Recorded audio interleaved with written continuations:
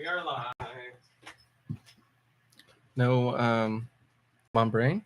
She's doing yard shit and still packing and stuff, so no. She's shitting in the yard, huh? You know how much she loves shitting in the yard. Should Michaelito be setting up the music or something for later? Or? I don't know where her laptop is, and I think she may be using it or have it packed already.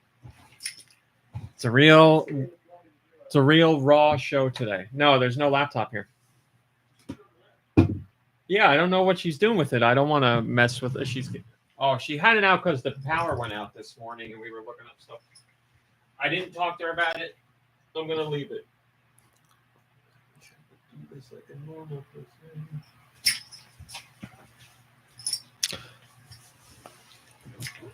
Okay. Why can't you stand like a regular man? Then you can pee in the urinal can. All right. Mm-hmm. Let me do this. Peckle. Okay. 3, 2, 1. Go Nintendo Podcast, webisode 984, the Great Tusk Podcast. I will be handling the Pokemon because Mom Brain is not here. Deux is sitting at the table with me, and Nicky Hill will be here. He's in the other room right now eating a sandwich.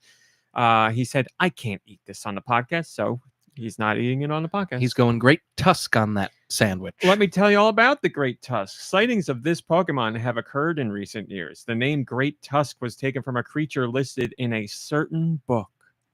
What book? It doesn't even say, just a certain book. It's 7 feet tall. Holy moly. It's 7 feet tall. It's 705 pounds. So that's what great means in its name. And here's one we don't hear often. Its gender is unknown. Oh, real birdo on our hands. It is a paradox category, and it has the ability of photosynthesis. Boost the Pokemon's most proficient stat in harsh sunlight, or if the Pokemon is holding booster energy. That is the end of the Pokemon section. Man. Give Dr. Wily 5 minutes with that thing. Dr. Wily. Learn a new robot master. You know, we could talk about that. Let me think. Remember this word for me, sunlight, because I want to talk to you about something. And we'll also talk about Dr. Person, Wily. Camera, man, woman, TV. Sunlight. Deux is here. How are you doing? Uku. Good to see you. Nicky Hill is here. How are you doing? I am here. I am good. Josh Grobot is here. Josh, how are you doing, my friend? I'm here to grace you with my presence. And we appreciate it very much. Thanks. Very cool. What have you been up to this week, Josh? Anything new, exciting, interesting? That's none of your business. That's what I thought. Well, as long as you're doing all right. I'm feeling so great. Thanks for asking. My pleasure. And of course, I have to ask how George is doing. George, how are you doing, my friend? But George, no, I'm doing just fine. Thank you. And you? I'm doing good. Mom Brain this week she just made it today. I haven't tried it yet. What'd she say? I could smell it. There's lime in the air, isn't there? It's lime related. Yeah. I want to some country's lemonade. What do Limonia or George? When you think of limes, what countries do you think of? This isn't a quiz. I think it's asking. Probably South America. I mean, that's a continent, but I would probably say somewhere in South America. I can't remember what it was. I'll have to look it up. But she made their version of lemonade, or supposedly their version. So it's got I want to say, well, it's got limes, it's got water, it's got sweet cream. Oh. And maybe something else, but I haven't tried it yet. But it looked awesome. George, have you had it? You know what we're talking about? It sounds like a limeade that was dirtied up. I just made a dirtied up soda yesterday for a family member. They have Sody. They've been sodies. They've been talking about how bad they wanted a dirty soda and haven't been able to get one. And I was like, I can make you one right now. Did they enjoy it? Mm-hmm. They said it was delicious. They drank the whole thing. It was just like a Aldi Mount Summit diet with coconut, like creamer from Coffee Mate or whatever. That's all that a dirty soda is, but it is very good. You can get them at Sonic right now. By the way, if you are trying to support democratic or liberal leaning organizations, Sonic is a huge one. I've been snooping through this website of left and right leaning organizations to for Mom Brain and I to put our money towards and not feel bad. You do whatever you want to do, as we've said before. It's totally okay. You spend your money wherever you want to. Just we have been trying to spend our money at places that we feel comfortable in doing. And we were being nosy with food places, and we looked up Sonic, and Sonic was like something like 92% liberal or donations towards democratic organizations. So we were like, all right. So do I really like anything at Sonic? No. But Of course, those commies would have a pickle drink over there. that's right. That's why we looked in the first place, because she was getting that pickle drink, and we were like, let's be curious. Sonic driving. There he is.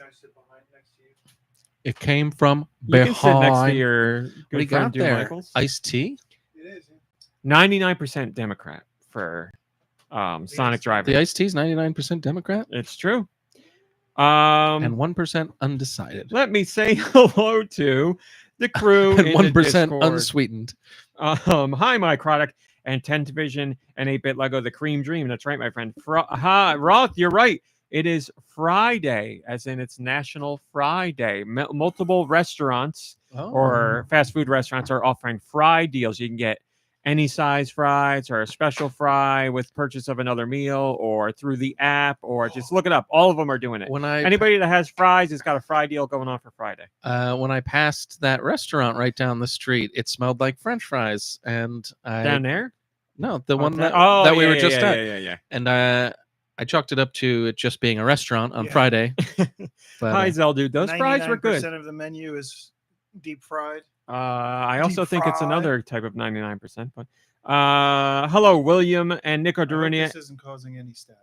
and No Blades, No Bows. leave you up and see you. And gyoza. Why do I know that? Why do I know gyoza? It's a dumpling. Them's a dumpling.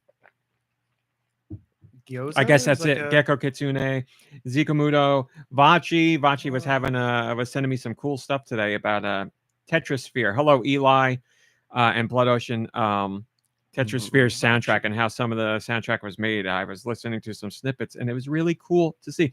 There you go. Gyoza says Dems dumplings. There you go. Wait, Roth, can you get a free Slurpee today at 7-Eleven? I know they do. Oh, it is. That does happen in July. Is that today? Today, 7-Eleven. Oh, because it's 7-Eleven. Oh my God, it's all making sense. Hi, Fluffernutter. Good to see you. The only reason I know that is because usually when we are in North Carolina, it's the week of the free Slurpee at 7-Eleven, and there's a couple of them right down there. But not this time, because we're not leaving until Sunday to get there. And that's why we're doing the podcast today. No, we are going Sunday. Usually we are Saturday to Saturday. This is one of the few occasions where we are Sunday to Sunday, which should... Are you going to the movie tomorrow? I don't know. We have so much to pack and stuff. I don't know. It's possible, but she's got other plans with other people in the morning. Mom Brain's a mover and a shaker, so She is. Mm. She's a doer. she's like, She's a human. No, Doing. do Human it, but you doing. don't want to be that, right? You want to be a human being. well, So human. she's great. She's the best, is what we're trying to say. What was I gonna say? Oh, she's she's like, we're going away. We got to get everything ready. I'm like, yeah, and then she's like cleaning the bathroom shower, and I'm like, we Nice. don't. I was like, nobody's staying here. You don't have to do that. She's like, oh, I know, but whatever. She likes to come home to It's an nice extra to come clean home house. and not have to deal with it. Yeah. But whatever makes her happy. So that's why we're doing the podcast today, and that's it. Sunshine was the word I told you to remember. You remembered it, right? Yeah. Thank you for remembering. Well, you were didn't ask me to it was a deliver joke. It was a joke because I remembered. Okay. I was gonna say sunlight, so I'm glad you said sunshine. maybe I told you sunlight. Doesn't matter I don't as know. long as sun's in there. We were talking about Death Stranding Sons. right before the podcast. Our sons. My We were talking about our boy! sons. We were talking about Death Stranding right before the podcast got started, and I wanted to bring up Boktai, The Sun Is in Your Hands, which was a GBA game that had a solar sensor on it, where you fought vampires and you actually had to play outside or use a UV light to collect the sun to fight the vampires. It was an awesome game. Really loved it. It was made by Kojima, the same guy who did Death Stranding, and we only recently found out why he made that game. Because he wanted to. I don't know. Next story. So it was definitely his idea. He did not go to anybody, or Konami wasn't like, "You got to make Really? this game." Really? It was his idea to do these, capture sunlight into a game cartridge. But game? now I found out why he could go ahead with the idea. So it was an idea he had, but apparently in Japan, Konami released they put out toys and they had a bear that had a solar sensor in it. I don't know why, but it was a toy that they put out and it flopped. So they had something like 700,000 unsold bears. Teddy in like Ruxburn. a Wow. that's pretty good. Teddy That's Sunburn. pretty good. Is that what you said? Teddy Sun- Ruxburn, he said, Burn. because it's Rux pin. Right. So Yeah, it's I don't know, stretching. I liked it. I haven't listened to any of your story because I've been trying to come up with a joke for that. Okay, so Konami, I have been. I'm just Okay. kidding. they had 700,000 of these bears sitting in a shipping container that they were doing nothing with because nobody bought them and they were yanked from shelves. And he was like, "Well, what if we take those bears and I make a game and we put the sensor from the bear inside the game?" And Konami had to strike another deal with whoever I guess was their partner Bear for the Limited. bear, and they struck the deal. And they're like, "Okay, here's all these sensors. I guess we're gonna put them in this game." And then it became a whole franchise. So that's pretty cool how that all came together. And then FX bought the TV rights to the bear. They do not show the bear enough. Again, I'm in season 4, and I feel like I've seen the bear once in the first episode. Yeah, I was gonna say That's it. Uh, He's right there at the start, and then they never show him again. Which the fact that they did that in the very beginning and didn't ever return to that in any way, symbolic or anything, is a little weird, right?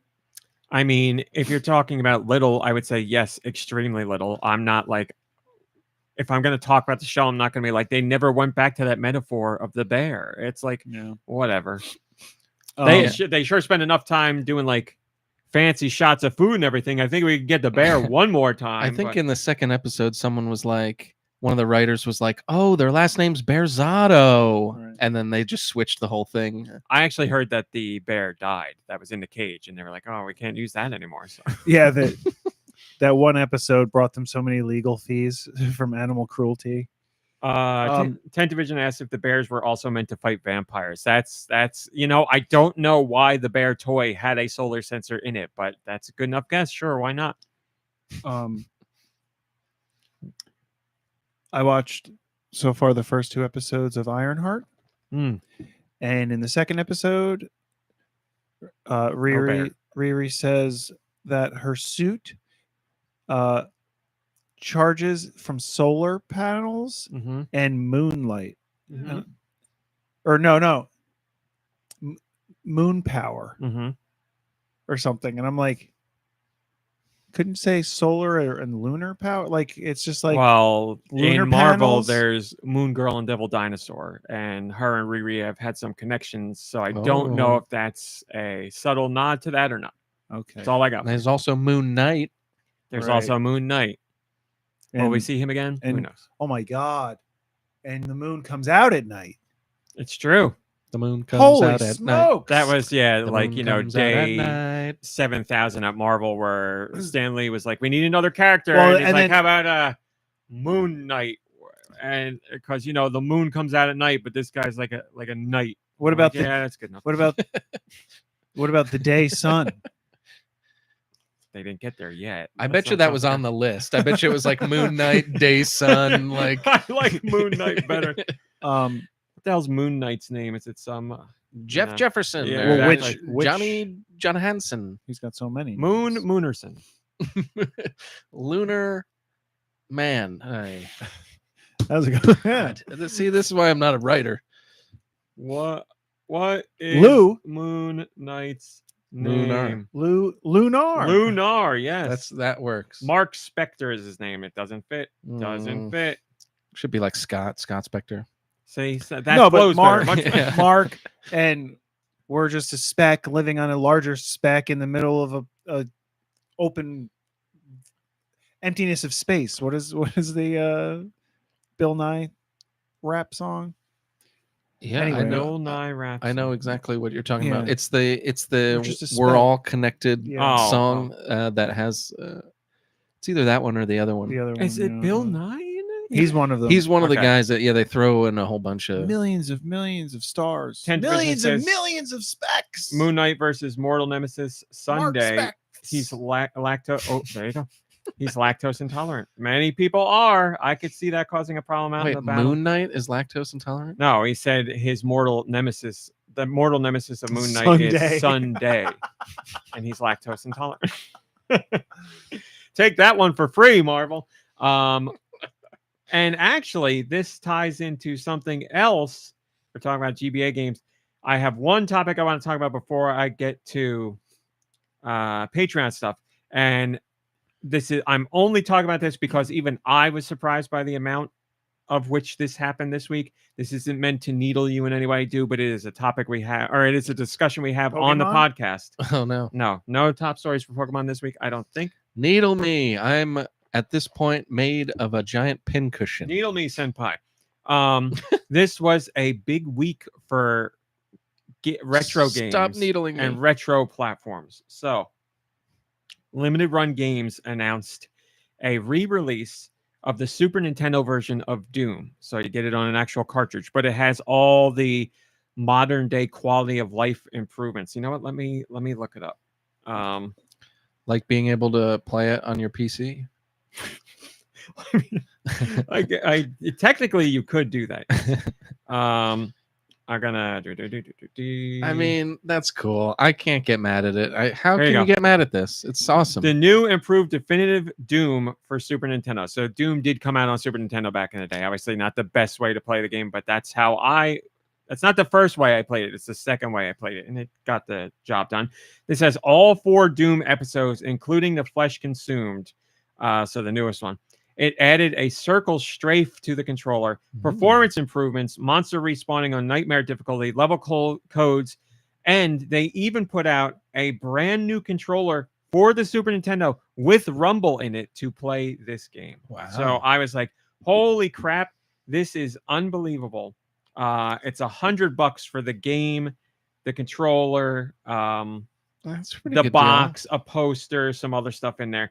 And unfortunately, by the time I went to go pre-order, one of So the few you things I wanted would that. actually I would kill for this. The idea of, I mean, I have a history with the game. I really want to see how much better it runs on the Super Nintendo since they've done all these updates. A Rumble controller for the Super Nintendo. I mean, that's amazing. It But you probably could- only works with one Yeah. game, but I'm Okay. sure someone will be able to retroactively fix that. Yeah, I was all about it, and it was sold out. Does the controller look like a Super Nintendo controller? Or is it its own this is it. flair? There you go. Oh, okay. Actually, the standard red. It edition is looks like still a- available. It almost looks like a pillow. Doesn't it? It doesn't look like a real It's- controller. Just that design of the pre-worn cement or whatever that look is very classic. I like that. I could. Oh, still it's like get armor- It. This is armor awesome. pieces. Is that what right? it is? Yeah.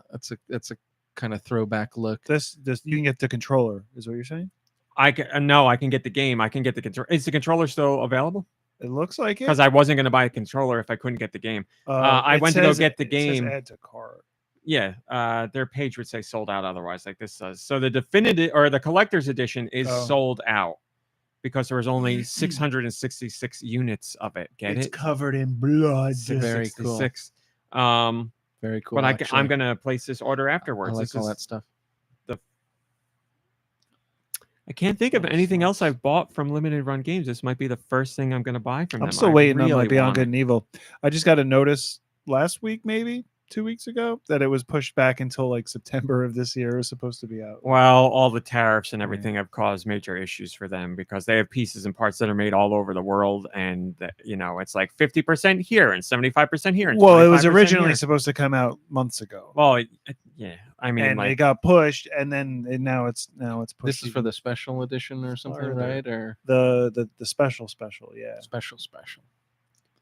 so cool. So they announced, Bravo, yeah. and this says it'll show up. The Doom thing is supposed to show up in February, so that will probably get pushed back as well. But so there was that this week. That's so cool. Then someone made a Squid game for the Game Boy,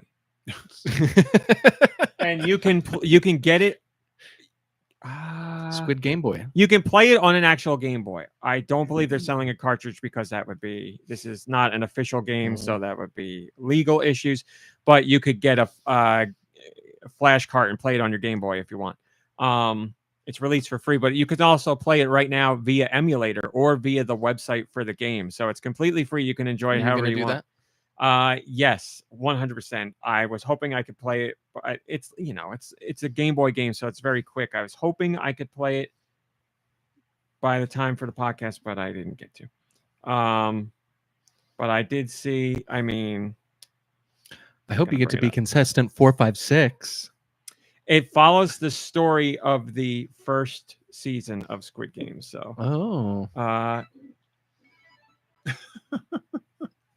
just wait. It's just like an old school game. It takes like pictures from the actual series and like pictures of the actors. Like, I love it. I love it so much. It really is awesome. Isn't that great? And then there's one of the games. Oh wow, that really is awesome.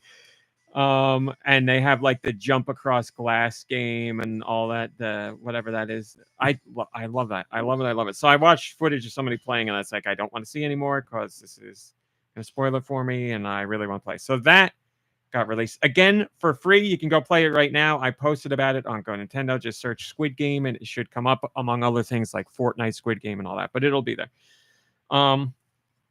So 2 big retro things in 1 week. Then on top of that, there's what is it? ModRetro, which is made by Palmer Luckey. Human piece of garbage, Palmer Luckey. But that's just my opinion. Okay.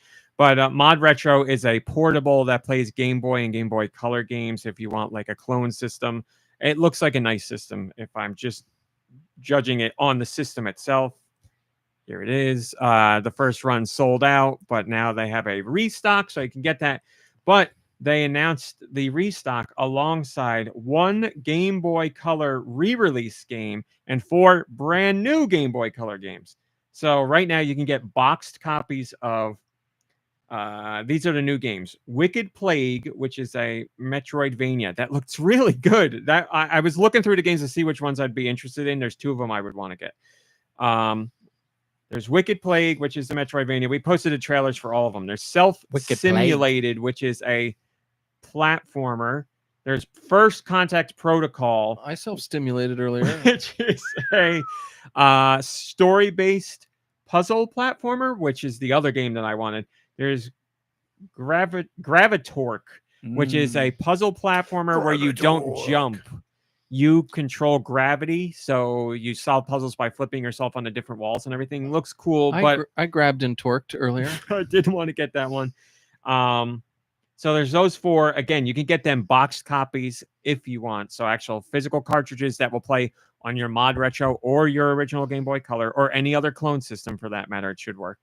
And then on top of that, they worked with WayForward to re-release their Game Boy Color game for Sabrina the Teenage Witch.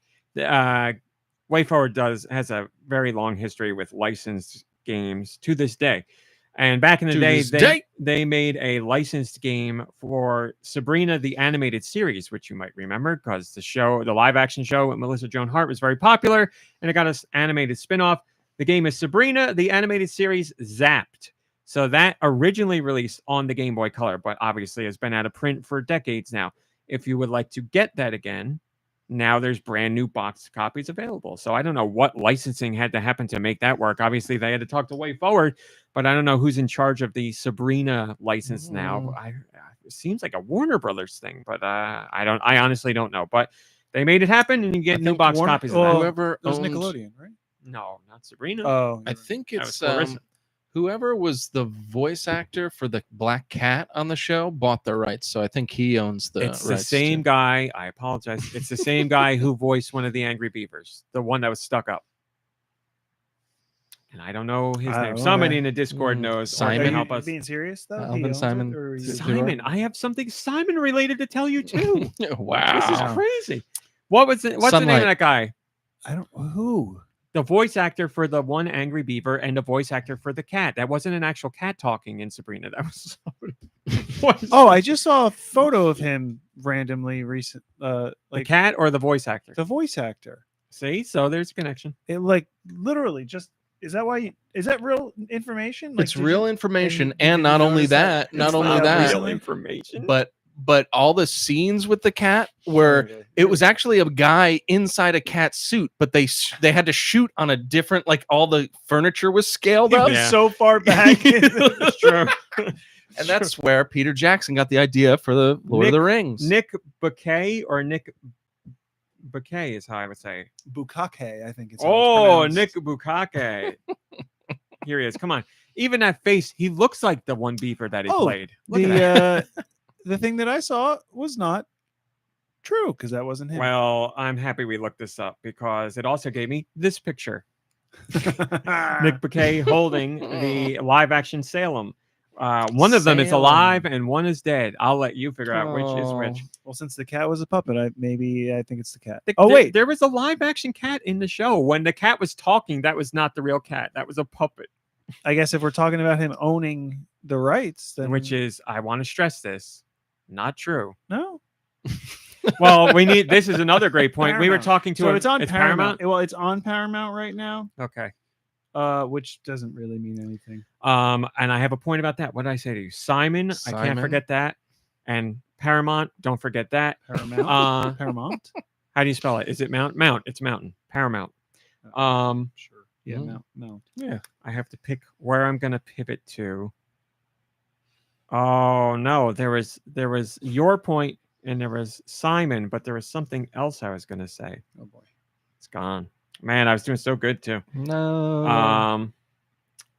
Well, I'll go to Paramount because that's something we're specifically talking about. I texted my sister again, I apologize, but you're going to feel left out. I'm very sorry. Texted my sister It's okay. It's okay. earlier this week to tell her this news. Nikki Hill, you would probably appreciate this news as well. I thought about sending it to you, and I guess I didn't. If you go to Paramount Plus right now, they have added Salute Your Shorts. Hey, dude, you can't do that on television. Guts, Double Dare, Clarissa Explains It All, and Legends of the Hidden Temple. So a Nickelodeon kid's dream come true. So how did you guys watch that? You can't do this on television. How'd you I don't watch know. that? It's not the same as. Or no. What I'm I saying is- don't know. I don't want to say that. So you understand what I'm doing? It's the joke from the Yeah, show because you that's get when if you you get said I don't slimed. know on the show, you get slimed. Yes. Oh, I'm sorry. Say your real question now. it was a joke question. I totally like forgot the about joke that one. was, you can't do this on television. So my joke was, Oh. how do you watch the show? You know That's who right. was on Doesn't that? it? Barth. Alanis Morissette. It's true. Oh, pre-Coulier. Very She was a pre-cool, child, yes. I Oh. would hope so. Oh man! Yeah, Wow! definitely. He was still pre-cool, grooming her yeah. at that Cut point. it out. I just saw a tick. Man, this is Actually, crazy the way things are blending into Dave one Coulier another. didn't groom her, right? I No, they don't were mean two to say No, that. he consenting went down adults on as her far in as a I'm- theater. They And he thought about her with his other. I saw girlfriend. this TikTok about Full House where they were like, Full House with Uncle Jesse and Uncle Joey, and they're like, yeah, and they're like, it wasn't Uncle Joey. He was No. never called Uncle Joey. No. That's Mandela effect. Um, And I was like, Mom Brain, is that true? They never ever called him that. She's like, no, he No, just wasn't an Joey. uncle. You know what?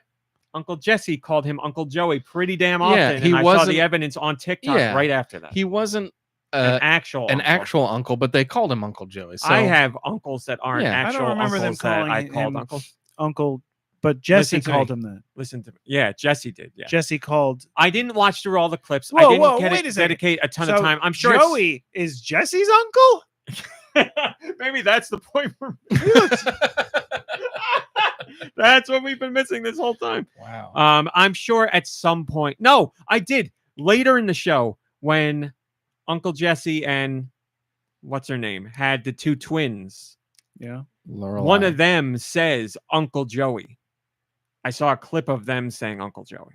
So at one because he's Jesse's uncle. So that he's an uncle twice, he's his an great honorary uncle. uncle. A great for uncle. everybody. I don't know. Listen, all I can tell you is what I saw. I watched Full House back in the day. My knowledge of like the lore of it is very surface level. Boy Meets World, I could do much better. Family Matters, I could probably do better, but I can't tell you anything about Myrtle it. I can't tell Urkel. you nothing about nothing.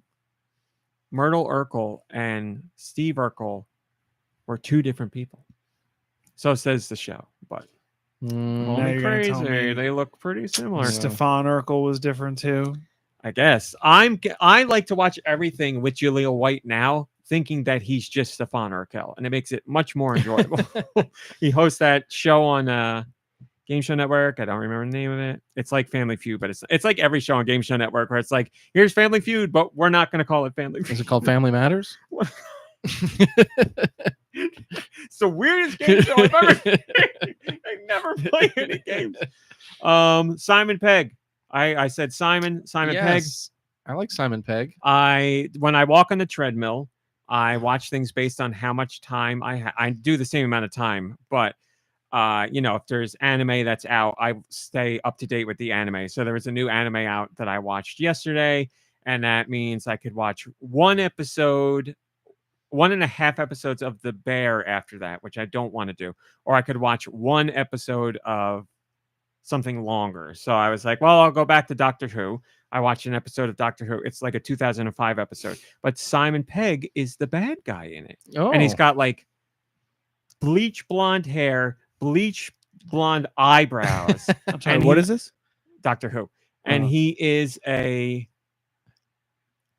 was an episode that was it applied to today so much, where I was like, this episode is very depressing, because obviously they were thinking about what's going on in the world now. Was he telling back all the then. people to not trust Doctor Who? So yes, actually. So Doctor Who trust the and his doctor. companion go to this space station where it's like only humans in the space station, even though it is so many years in the future.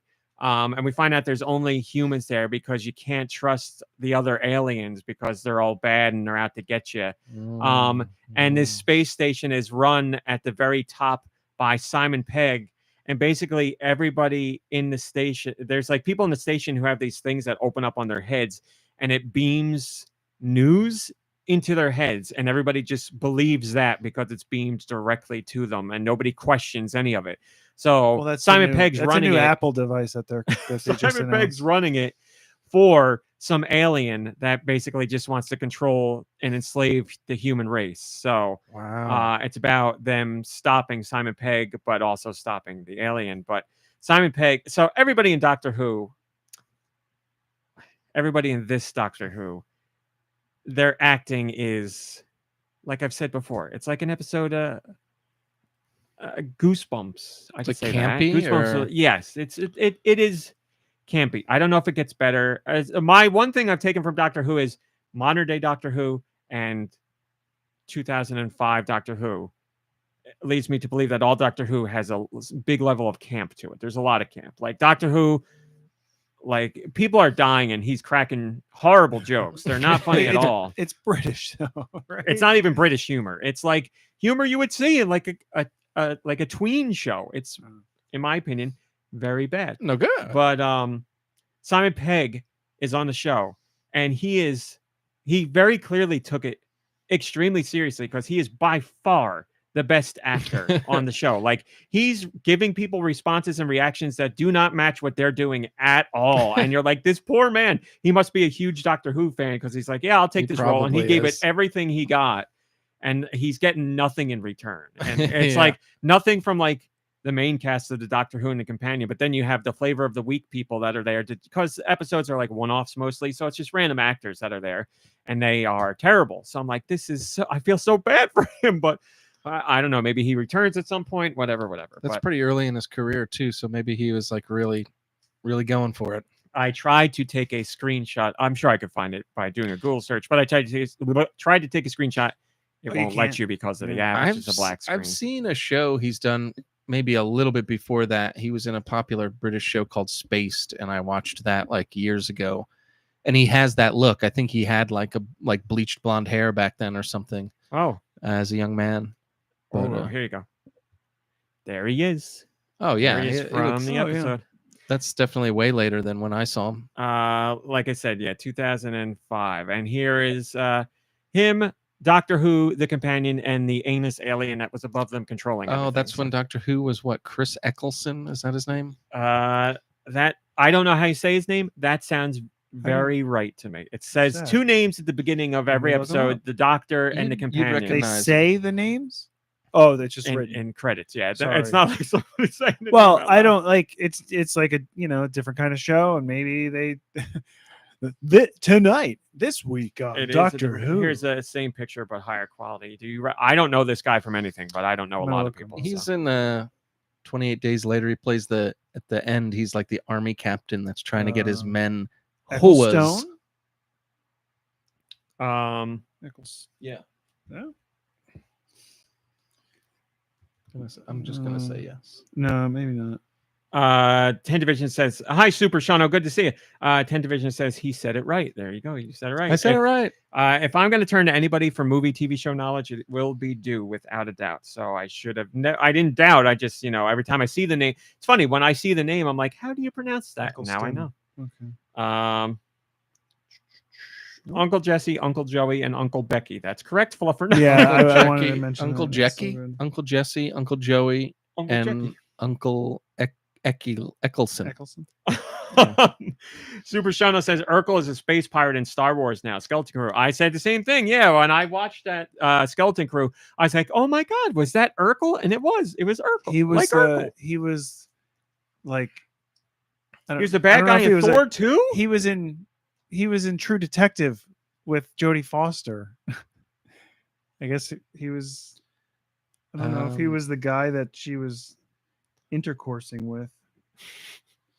Shallow Grave. They have to do a Family Matters. Oh my God, look at Reboot that. He's with- in an MCU movie, and I had no idea. Who is Urkel? No, I wish. Oh, how about that? He was that guy. Yeah, there you go. I He's never- the Well, bad did you guy in never did Thor. you know recognized Malekith. Get it together. We're firing all of our synapses today. the one of the friends from the Thailand season Courtney of White Cox. Lotus, Kuhn, Carrie Dean Coon. Carrie Coon. Carrie Coon is in the MCU too. She's one of Oh yes, and that's I mean, when they're covered in that I much found that makeup, out like, afterwards. Yeah, I had no idea during. and I but feel that's par bad for the for course them with me. because like they don't get they're not top billing, and so you're like you just don't know. Yeah. I used to. I heard. What is it? I heard Paul Giamatti talking about when he got cast in Tim Burton's Planet of the Apes, and like his like the guy that gets you jobs when you're an actor. What's the Agent. Yeah, his agent was like, "I'm really sorry, they want you to play an ape," and he was like, "Why?" He's like, "I like put the stuff on." He was like excited to get all like the makeup and stuff because he said, well, first of all, he loved Planet of the Apes and he thought it'd be fun to be an ape. He was like, "If you cast me as a By the human in way- Planet of the Apes, I'm out." But he got all the makeup and he said that it made it easier because like I guess he was hiding under the makeup, so he felt more free to act. But I can definitely see wanting your face on the screen. Was that along the same lines of what Colin Farrell said about Penguin too? That like he put that on and he just like immediately felt. Yeah, I'm sure. I'm like- sure. I don't know more- what happened to my brain, but you said Colin Farrell in The Penguin, and I immediately Will thought Ferrell? Colin Mockery, and I was like, I saw that picture in my head, and I was Yeah, like, no, I mean, That'd be they didn't even have a script for that show. He just did all his own ad-libbing. That's right. I think he said something like that though about like putting it all on and wearing that suit. Like it was Not gonna lie, I'm sweating a little easier to just like disappear into that character. But I would imagine to some degree, yes, For- that helps. for what Tim Burton did, and a lot of people didn't like that movie, let's at least give them props for the Freaking props. the costumes in that movie. That was all practical. Those weren't real apes. Those were people in costumes, and they looked great. We're not sure. We're not sure. There could have been apes There could have been inside the some apes. costumes, little like chimps in there controlling them. That's how the industry used to work back then. Put animals in all kinds of horrible situations. So that's why they just took it's a movie where they tortured an animal. They just took it off a streaming service. Oh, Jesus. Oh, and real torture? It's underwater. Avatar Man. James Cameron. James Cameron? Yes, one of his movies. Terminator? The Abyss. I think Aliens. no. maybe it was The Abyss. Oh, the mouse. They Uh, drowned the mouse. Okay, so I I'm don't gonna go with remember The that. Abyss, That's yes. terrible. So they yanked it from streaming because of that. People are like, Did you ever see it? woke? I don't think I've There's ever a- seen The Abyss as like as a whole I movie. saw it as a kid. I mean, don't it's remember. amazing. And now you can't see it, unfortunately. Drake says, I loved Spaced. Simon Pegg just raging at someone for liking Jar Jar in Star Wars, and it zooms out to show a little kid. Spaced Spaced was great because there was an episode where he's like obsessed with Resident Evil 2 and he thinks there's like he plays it like all night long and he thinks that there's like zombies and his roommates are zombies, and it's so silly and like simply done. But like as a Resident Evil 2 fan, I felt everything that he was doing because he's like diving behind couches and like pretending he's got a shotgun like and stuff, and it's like all stuff that I would Man, I would do. The man clearly likes his video games. He likes zombies and he likes video games. Look at this, man. You could not. What year did this come out? 1999. This cover could this could not be anymore. 1999. Isn't it? I That remember that. Yeah. pose from everybody. Holy crap! Yeah, that was like the number. I don't know if this is It's true, like an but alternate universe Malcolm in the Middle. it was pose. up there. If it wasn't for the British Office, I think it would have been like the top show. But the British Office Oh, really? was around at the same time and won all the awards. I'm interested. It's on Tubi. I could check it. Do I have Tubi? Oh, I do have Tubi. You do It's have right here. Tubi. I'll have to write that on my list. I didn't even know anything that this existed. Do I have Tubi?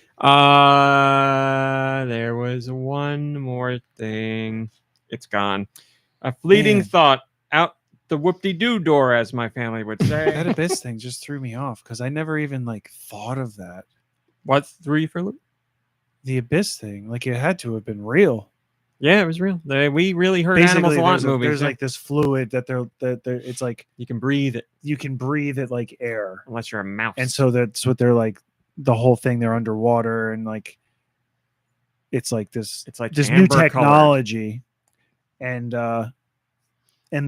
they show like they test it. They show somebody by having like a little container of it, and they drop a mouse in there and like put the lid on, and the mouse is like freaking That's terrible.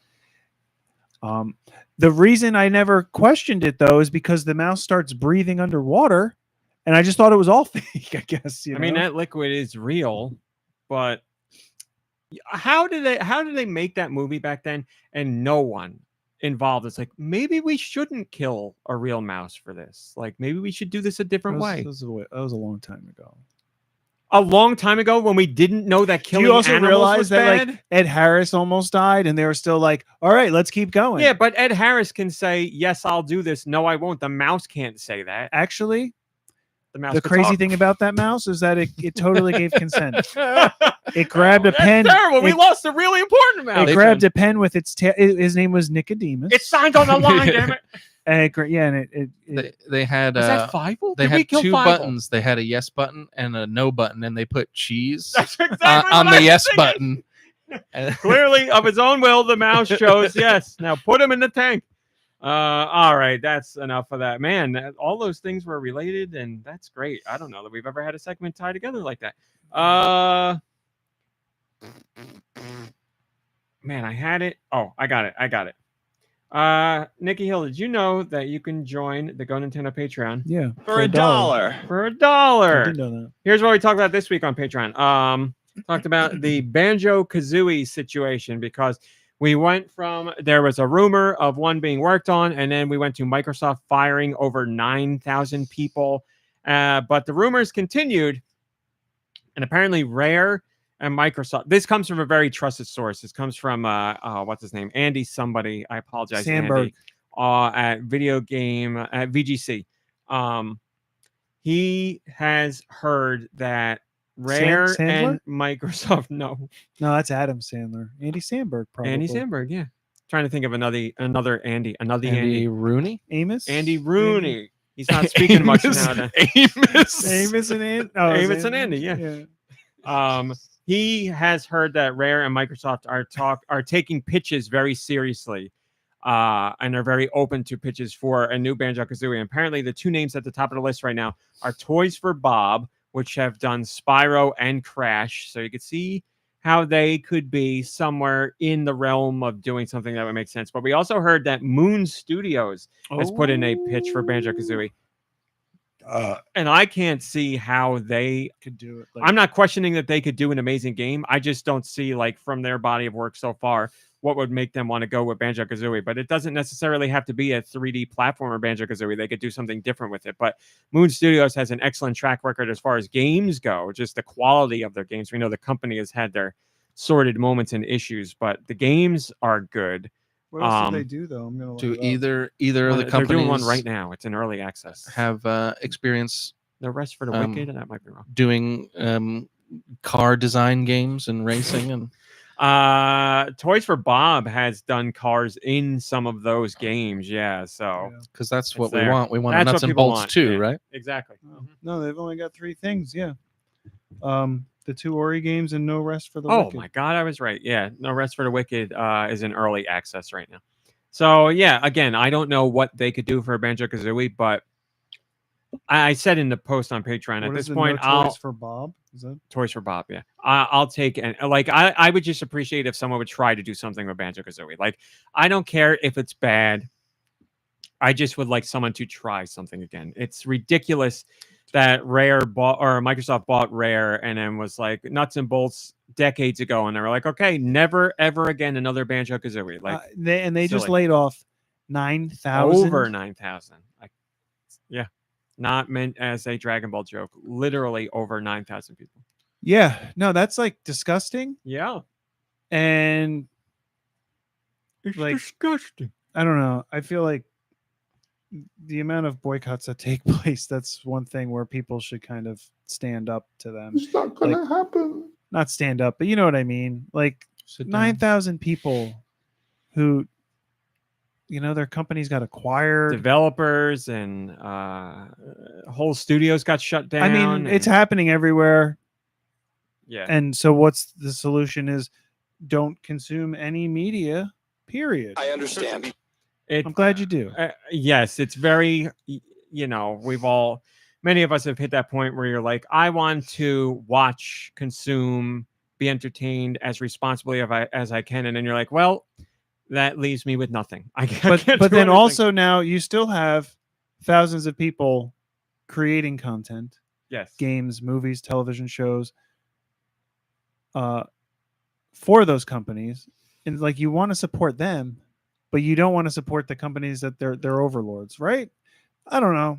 Yes. Because if you don't support them, yes. now there's going to be more layoffs. It's and then tough there's gonna be because more you might layoffs. not like, the higher ups at some company, but then the team actually making it is full of people you want to support and like, and you're like, well, what do I do? Because if I support this, yes, the people who make it get some of that, but the people up top that are just like, crunching numbers and buying and selling, they make a bigger piece. So yes, it's very difficult. Mega Man was the other thing.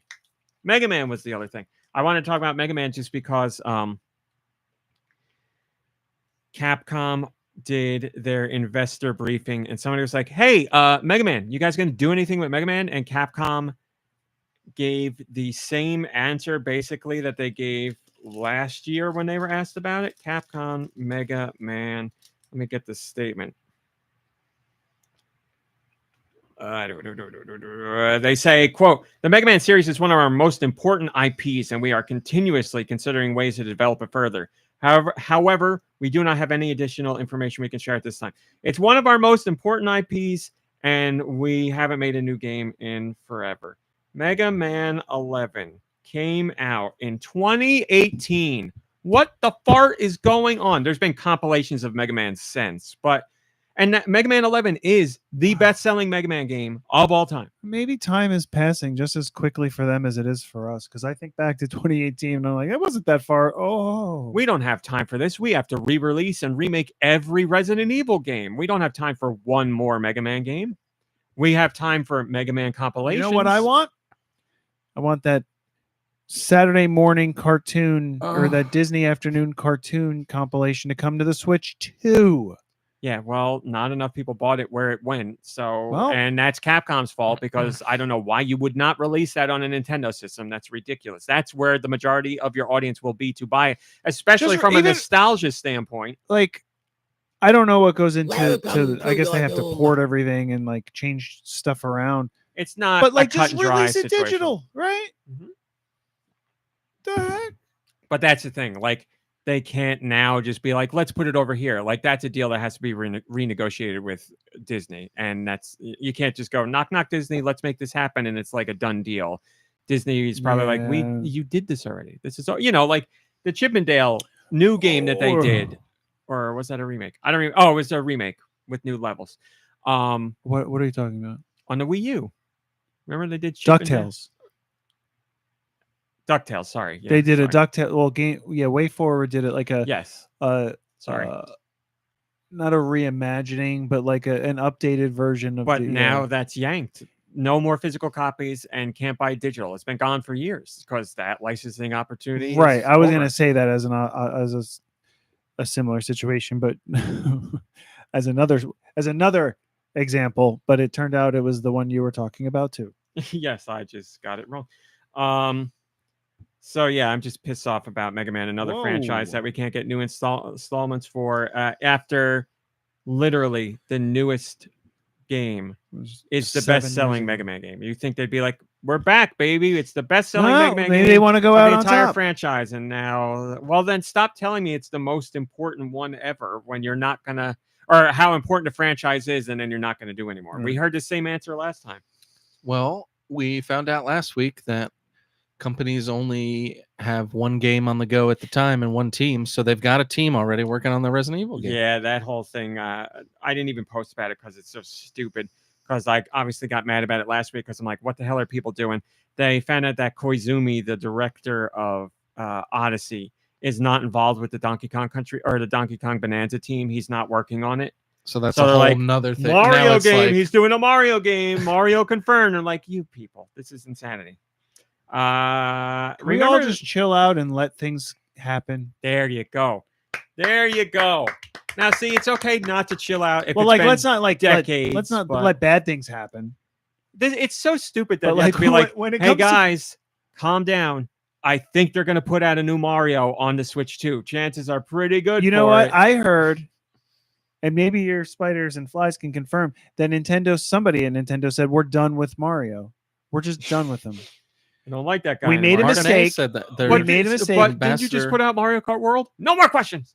Yeah. No, that was it. That was his last hurrah. He's riding off into the sunset with I that get it. game. Here's a last week. I don't know if you remember. I was like, hey, Nintendo did that investor Q&A, and you had people asking stupid questions again. And I was like, I'll tell you about it later. And I forgot. I remember now. So here it is. Here's one of the questions that was asked by an investor at the press conference. I'd like you to go back to holding the general meeting of shareholders on the Nintendo campus as it was done in the past. That's it. Why? Who knows? But that's the question they Who decided to gives a ask crap? Nintendo. And they said That could have gone in the suggestion box. yeah, thank you. Nintendo's president said, until 2022, we held our general meeting of shareholders in a large conference room at our development center. Following the stock split, the number of shareholders increased significantly. To accommodate the expected large number of attendees, we plan to continue using external facilities. So basically, they're like, shut up. We're not going back. It's Yeah. too many people. We can't fit them in there. We don't want freaks like you in our company's main building. Here's another one. Some companies offer online streaming of their shareholder meetings or accept questions from shareholders in advance. Does Nintendo have any plans to do something similar? This is what you're asking now? Oh, yeah. Your question is, how can I ask questions? That's your question. That's pretty This is bad. ridiculous. That's pretty bad. Yeah. Those were the two that stuck out. There's a lot more in there, but that's the two that stuck out to me. One question. How can I ask you a question? And can I ask you a question earlier? It's like that episode of The Simpsons where Homer's like, and when is this free weekend? Yeah, right. This weekend? And when is this weekend? Or it makes me think of like a situation where it's like, all right, you've only got one question to ask or whatever, or, and it's like, well, this is a two-parter. When can I ask you a question? And it's like, well, that was your question. Thank you. Sit down. It's like, no, wait. Investor questions are so uninformed. It's almost hilarious. Sometimes I wonder if they even know what company they're addressing. That's from Gyoza, and I couldn't have said it better myself. Roth with the classic Simpsons joke. To start, press any key. Where's the any key? Nice. Yeah, I mean, I don't know. I get wanting to maybe like be at Nintendo's campus, but like I'd rather just be on a Skype call with these people. Like, why do we have to go anywhere to ask them questions? Just and again, why are you asking questions about asking questions? I've got a question. Like, so weird. When do you expect to start making more money, and how much do you think you'll make? I thought your question was going to be what's Skype, but never mind. Skype has been sunset. Skype is no more. Over. Really? Yeah. Oh, okay. It was just in May. So I should delete. That long So ago, I should delete the app. I mean, I was right about Max. I was right about HBO Max. It's coming back now, people. I went to watch Doctor Who last night, and my icon was HBO Max. Yeah, that's right. And the bill went up. So who you got to pay for those extra letters. You never know. In a year, we got to put 3 more letters on there now. It'll just be like that HM later. That made me laugh because it's funny, but also it just made me angry. Because there's people, that's the perfect example of what's going on in all of these places. Yeah. The decisions that are made, and people who are did out I talk of touch about with it what they're here? doing, and they don't have any idea of what's going on. There was making the decision. There was a big corporate meeting where I can imagine it where they're sitting around like an enormous table that's like 3 football fields long.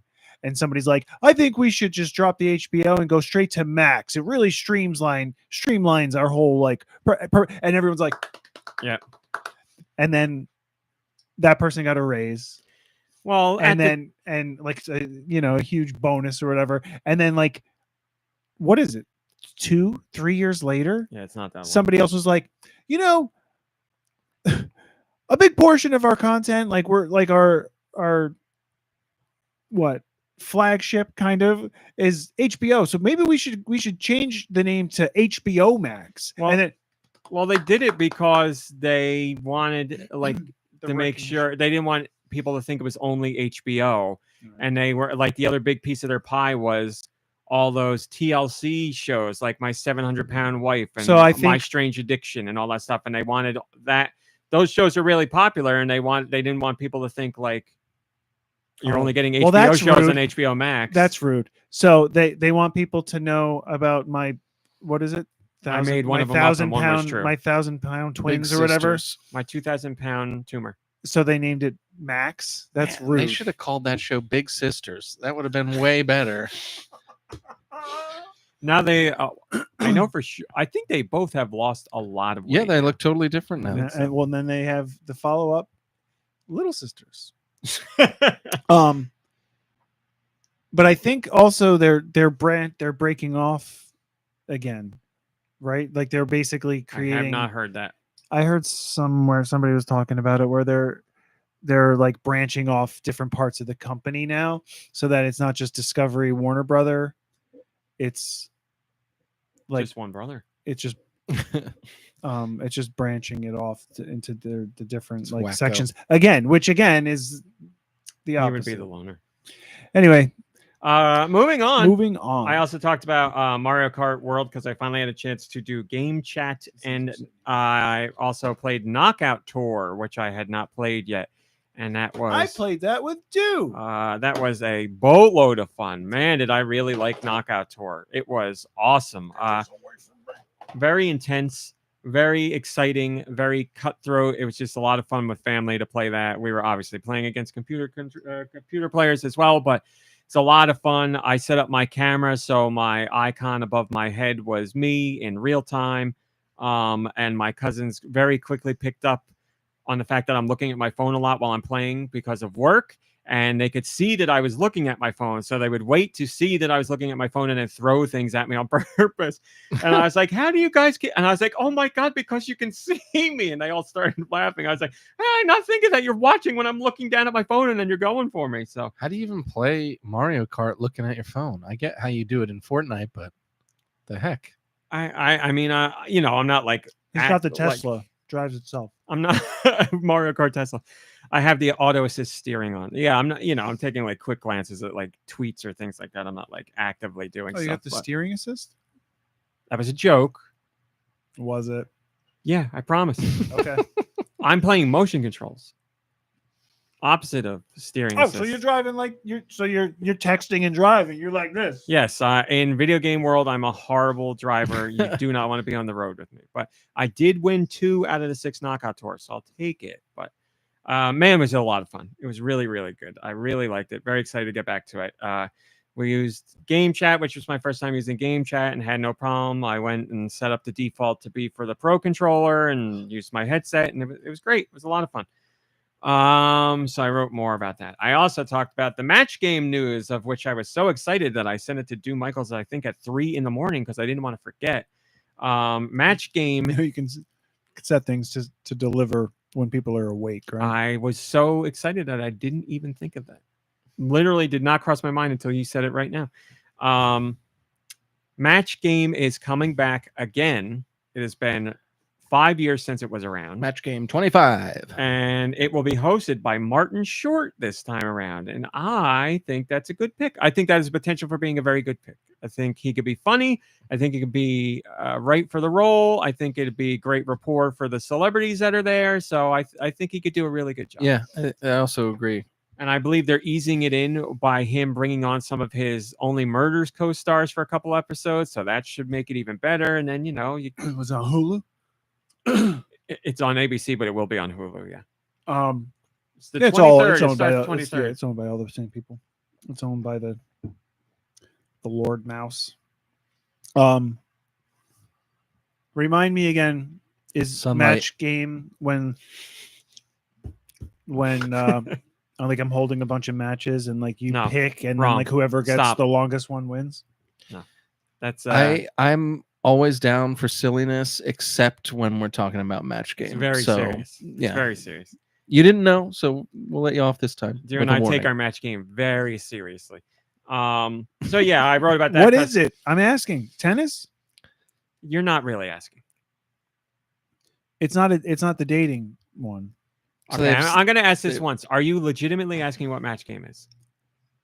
The Okay. one that's the answer is no. Well, Moving I on. am, because the one that's in my head is the $10,000 pyramid or something. Yeah, it's it's not- similar. So It's not yes, that. that would be called $10,000 period. I know. Match game is this panel of 6 celebrities and 2 regular players and a host, and he's like,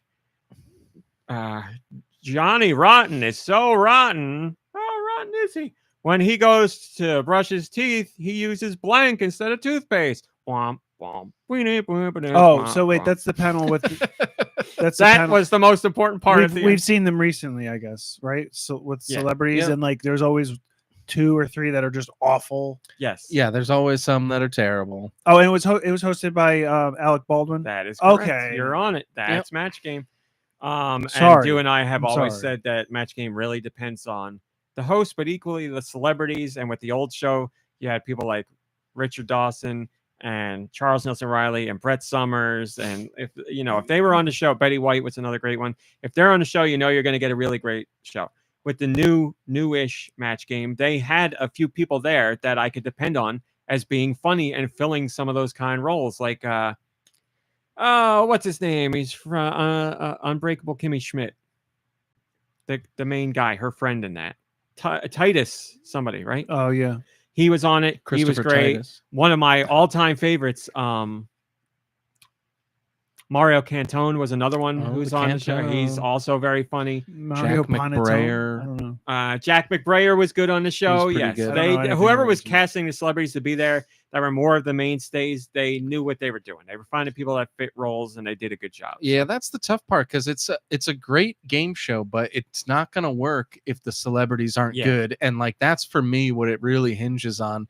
Because I could watch a Match Game 76, and if it's one of the rare ones that like Richard and like Charles aren't on, it's a different show because Yeah. it's just not that Yeah. good.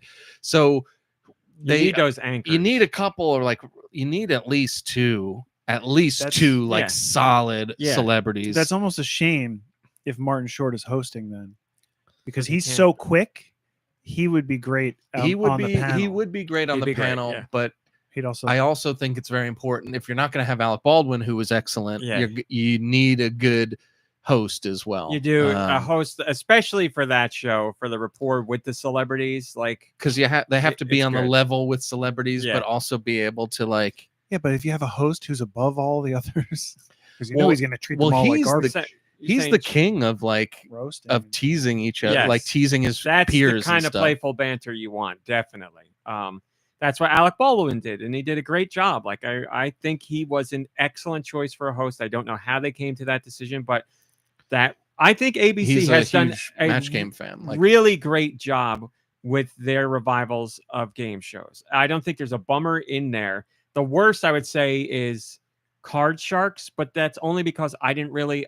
Card Sharks is fine, but I wasn't like bring back Card Sharks. But it was one they had it hosted by Joel McHale. He was fine as a host. He did a fine job. It wasn't as far as revivals go. It was completely fine. It's just I wasn't the biggest fan of the show to begin with. But like Fresh Your Luck is doing really well for them, and I really like what's her name as a host. I think she's excellent. Is that movie out?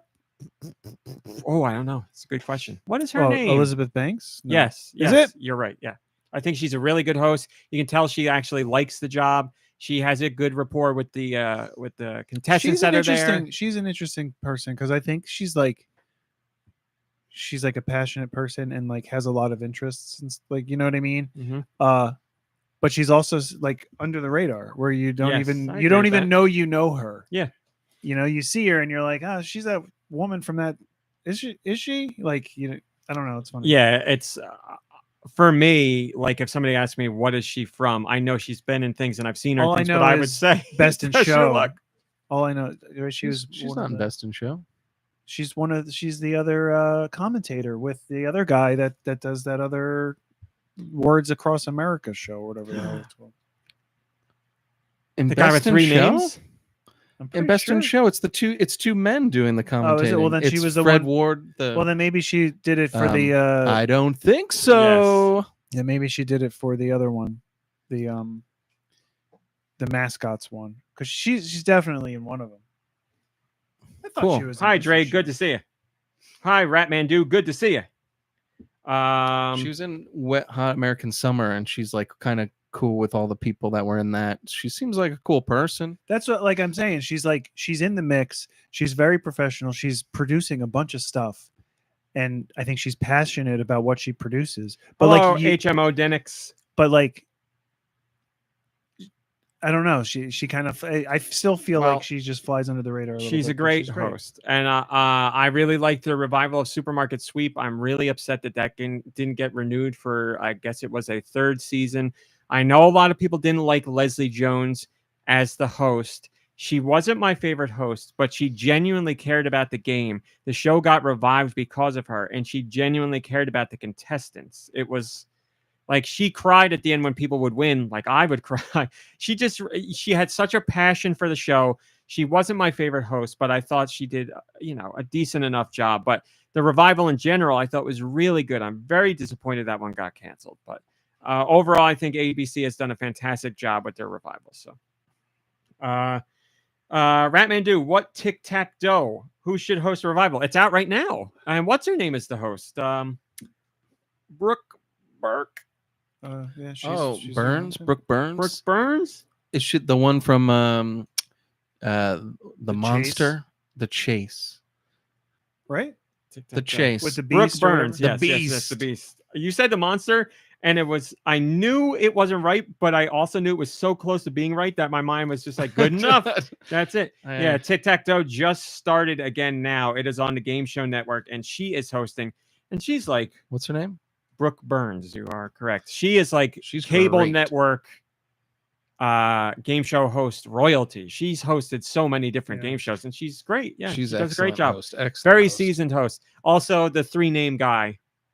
I like him. He's not the greatest host, but there's something about him that I like. Yeah, that's Mike was talking about him. Yeah. Or he also mentioned him when he was talking about that story. Not Keegan Michael Key. Not What's his name?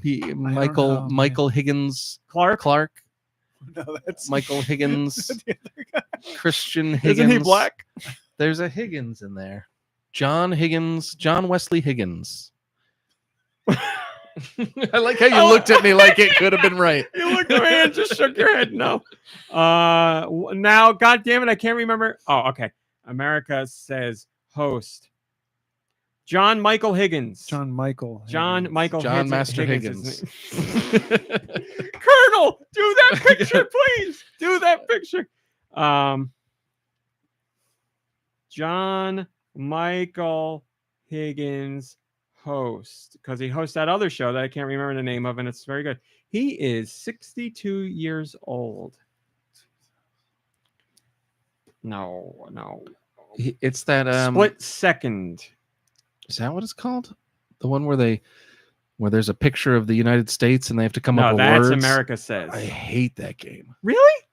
I can watch it, but it's not for me. It's not a bad game. It's just like that one. It's not my favorite game show. I don't really care for it. Split Second. Between the two shows, I like Split Second better. Split Second is you get he asks a question and then there's 3 things related to the question and each one has its own answer, and you buzz in and like you get a potential for 3 points if you could answer all 3. I really like it's the show where other contestants are fighting with you to answer. Somebody buzzes in. If they screw up, somebody else can go in and steal. Yeah, it's the show I always joke about with you where they make John Michael Higgins hold the goddamn iPad in his hand while he's hosting the show, and I'm like, give the man a podium. Yeah, why is he holding a giant iPad? But again, there's something about him where he's not a boomer. He's not a bad host the whole time, but he's not a great host. But there's something endearing about him as a host. To be honest, I feel like he should be a better host than he is, I agree with that. because he's like theatrical and he's got a lot of the qualities that it takes, and like I like him everywhere I've seen him. I've liked him.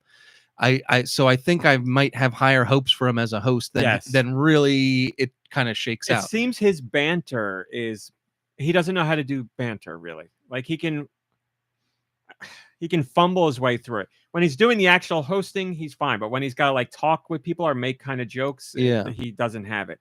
Whereas that's why I like Craig Ferguson so much, because Craig can do both. He's a fine game show host when he does the actual hosting duties, but the conversations with the contestants and the little jokes he makes are far above and beyond. So overall, he makes a great game show host, which is why I'm happy he's going to Scrabble, because Scrabble, the modern one, I think isn't very good at all. But with him as a host, I could at least have more fun with it. It could be funny, I think. Yeah. He hosted Celebrity Name Game, and he was really good, and I really liked that game show too. He was funny, he cared about the contestants, and the show was fun. Here's a little tidbit of information for you. Someone that works at Nintendo's PR firm, I won't name names, they were on Celebrity Name Game, and they know I'm a big game show fan. Gary? And it was Dark Gary. And Dark Gary reached out and told me I'm going to be on Celebrity Name Game. And I was like, are you kidding me? And he wouldn't tell me what happened. They made it to the final round, and they lost with like half a second left. And I messaged him after, and I was like, this is the most heartbreaking thing I've ever seen. I said, even if I didn't know you, this is a game show moment that would stick in my mind forever. And he's like, trust me, I think about it every day. Because he's like, I want to say it was something about if they won the money, he was going to go on a honeymoon with his husband. And like it was a great story. It was a great story. And they lost like just barely at the end. And it was, like even Craig Ferguson was like, no, it was terrible. It was terrible. And his husband divorced him. Yeah, they're no longer together. He died of sadness, I think they said. I can't. I'm not even going to continue with the joke. So- I had another one that was not Go! appropriate. I'm- No. Okay. I'm sorry to go way back, like what, 35 minutes. But, Hideo Kojima- Elizabeth Banks and John Michael Higgins are the judges in Pitch Perfect, which is Which is again not related at all. it's not Oh. related, but it's still like a campy, playful, like Now I feel bad almost- because Super Shano 64 said Pitch Perfect Oh, about 7 minutes God. ago. The chat. The Yeah. chat's there. it's all right. I didn't know. really want to pay attention to what these two were And talking I- about anyway. At the time I read it, Shano, and I was like, "You're right. That joke I made was Pitch Perfect." Because that's all I'm ever thinking about is myself. And I don't know where the applause is. So you're getting that. HMO Denick says, Well, thank "Yay! you, I Super haven't Shauna. listened for a few years, but I have listened to the previous 3 episodes, and I'm so happy most things are still the way they were when I stopped listening. I also love the segment with Deux, news, and rumors. There you go. Well, it's only Oh. ever rumors. Unfortunately, we've got It's only rid of ever that rumors. in the past couple of We years. decided today. We got rid of it today. All right. What else I talk about? I talked about the trial of Carzoid. What's the trial of Carzoid? Let I me would tell love you. to know. Oh my God, this fits into another story earlier. I apologize for making you relive this trauma. It's a brand new NES game. But so the comments on Patreon were like, this needs to come to Switch or Switch 2. And I was like, this would be perfect. And it'd be even better with mouse controls. The trial of Carzoid is Let the rats eat your eyes. uh, Oh, not those kinds of controls. it's okay. So Alleyway or Breakout or Arkanoid, paddle in the ball, bounce back and forth. We've all seen that game. There's Mhm. tons of clones. yeah. That's what this is. But if it were a Metroidvania, so it's got a story and it's got a castle you explore, but each room in the castle is break bricks and explore. And like you can even you'll hit parts of the wall and food will come out because you have a health bar. You do boss battles where you have to hit the boss with your ball, but it's not a ball, it's a skull, and you're the skull because you get from what it looks like in the trailer, you get killed but resurrected in some way, and it's about you trying to right the wrongs that you've Repatriate. been given. But it's Breakout with a story with Metroidvania elements, and it looks so goddamn awesome. So and who makes this? it's an indie developer.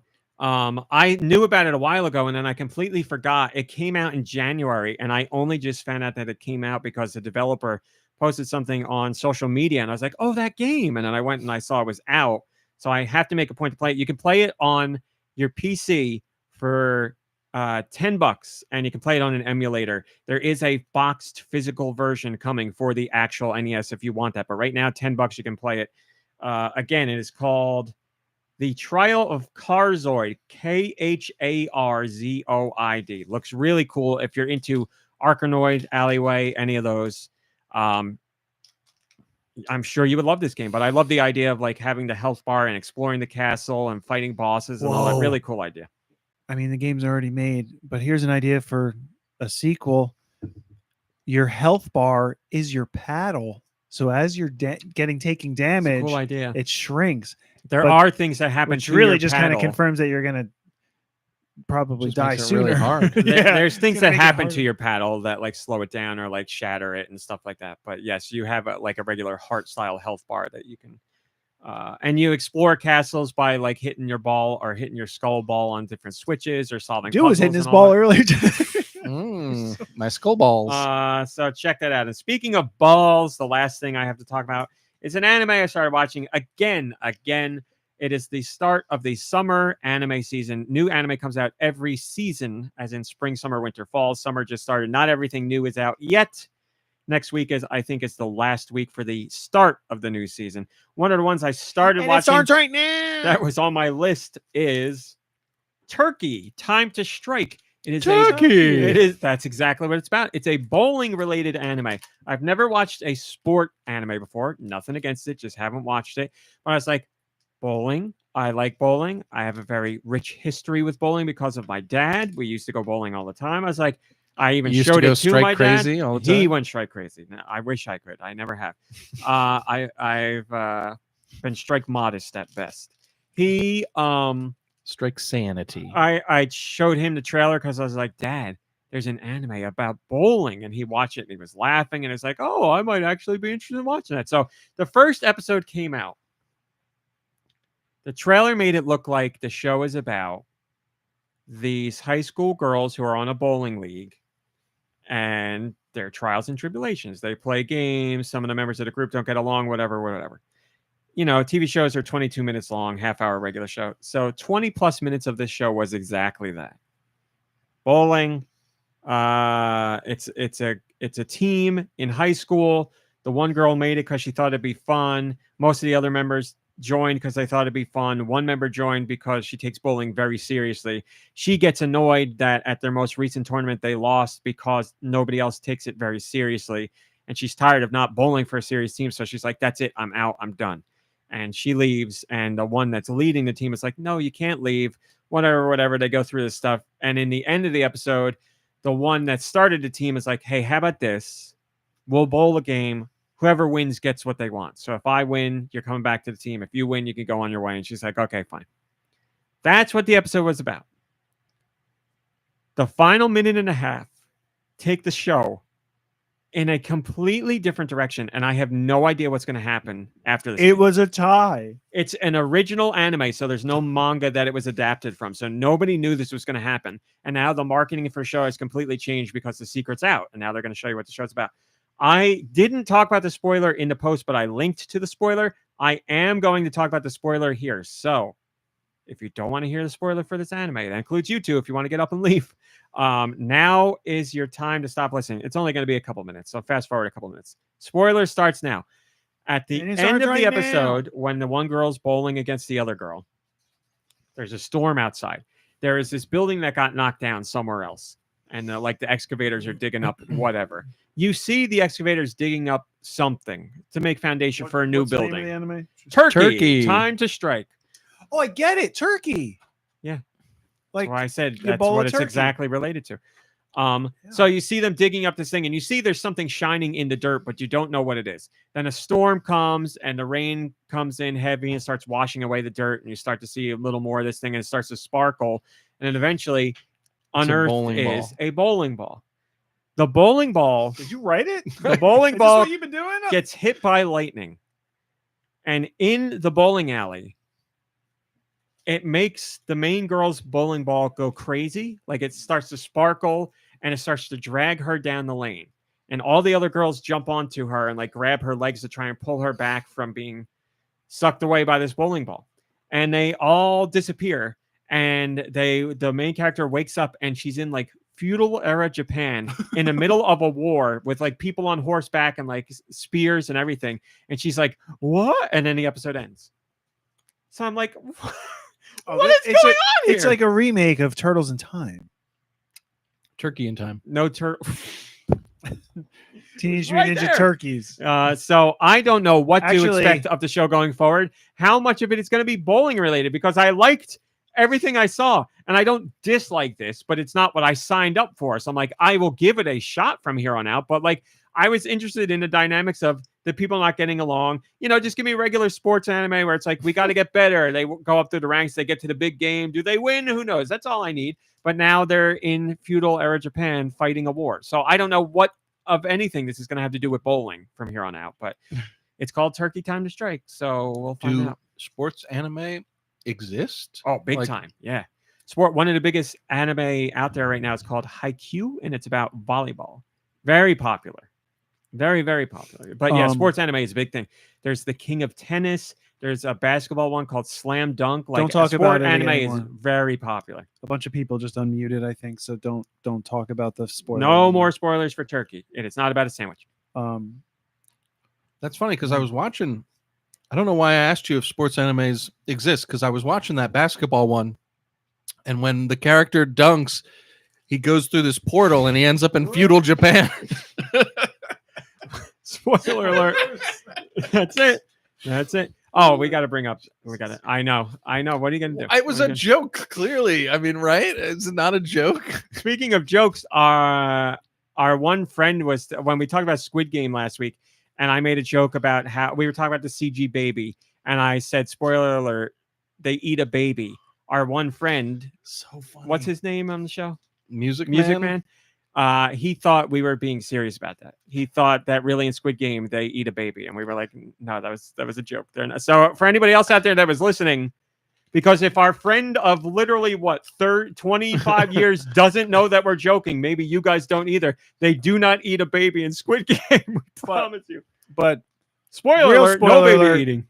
The girl gives birth to a baby, and it's a baby squid. It's a turkey, actually. She gives birth to a turkey.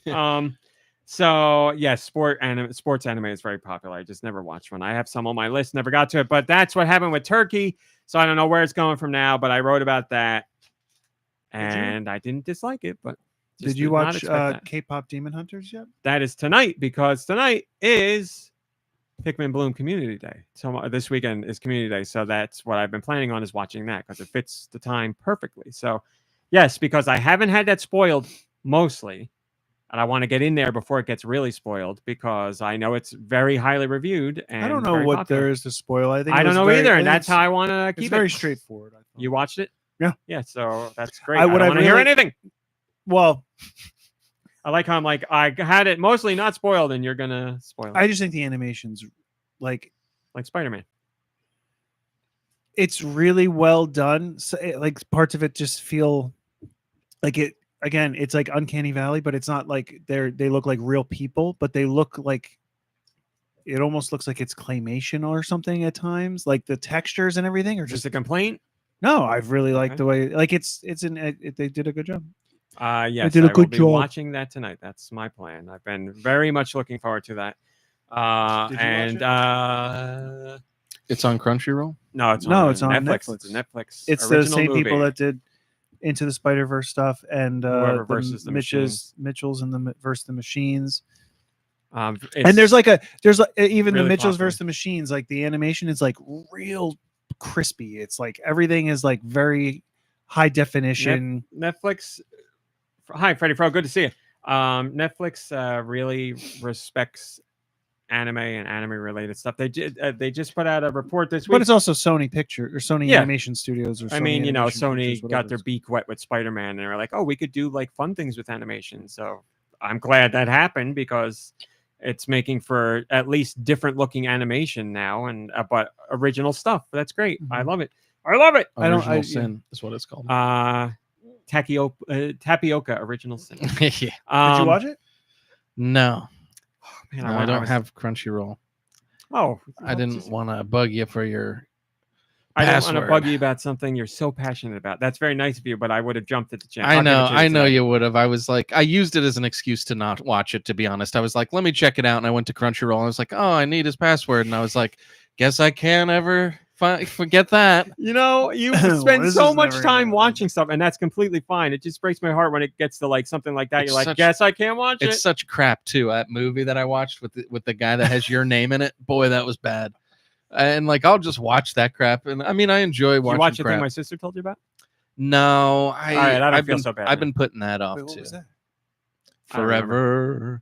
I thought it was called. I don't remember. It's called Forever, but Okay. I thought it was called Legend. I don't remember what I thought it was called. Yes, Darmani. Hi, Darmani. Taco P is the actual name. I was making a joke about how Deux was getting the name wrong every time last week. Tapio P. Yes. The way you said that was great. You didn't watch it, did you? I don't have Crunchyroll. Oh, I'll give it to you too. Although, no pressure. When I go for sushi, that's sometimes what I order. That's anyway, not thing. there was a report that came out this week.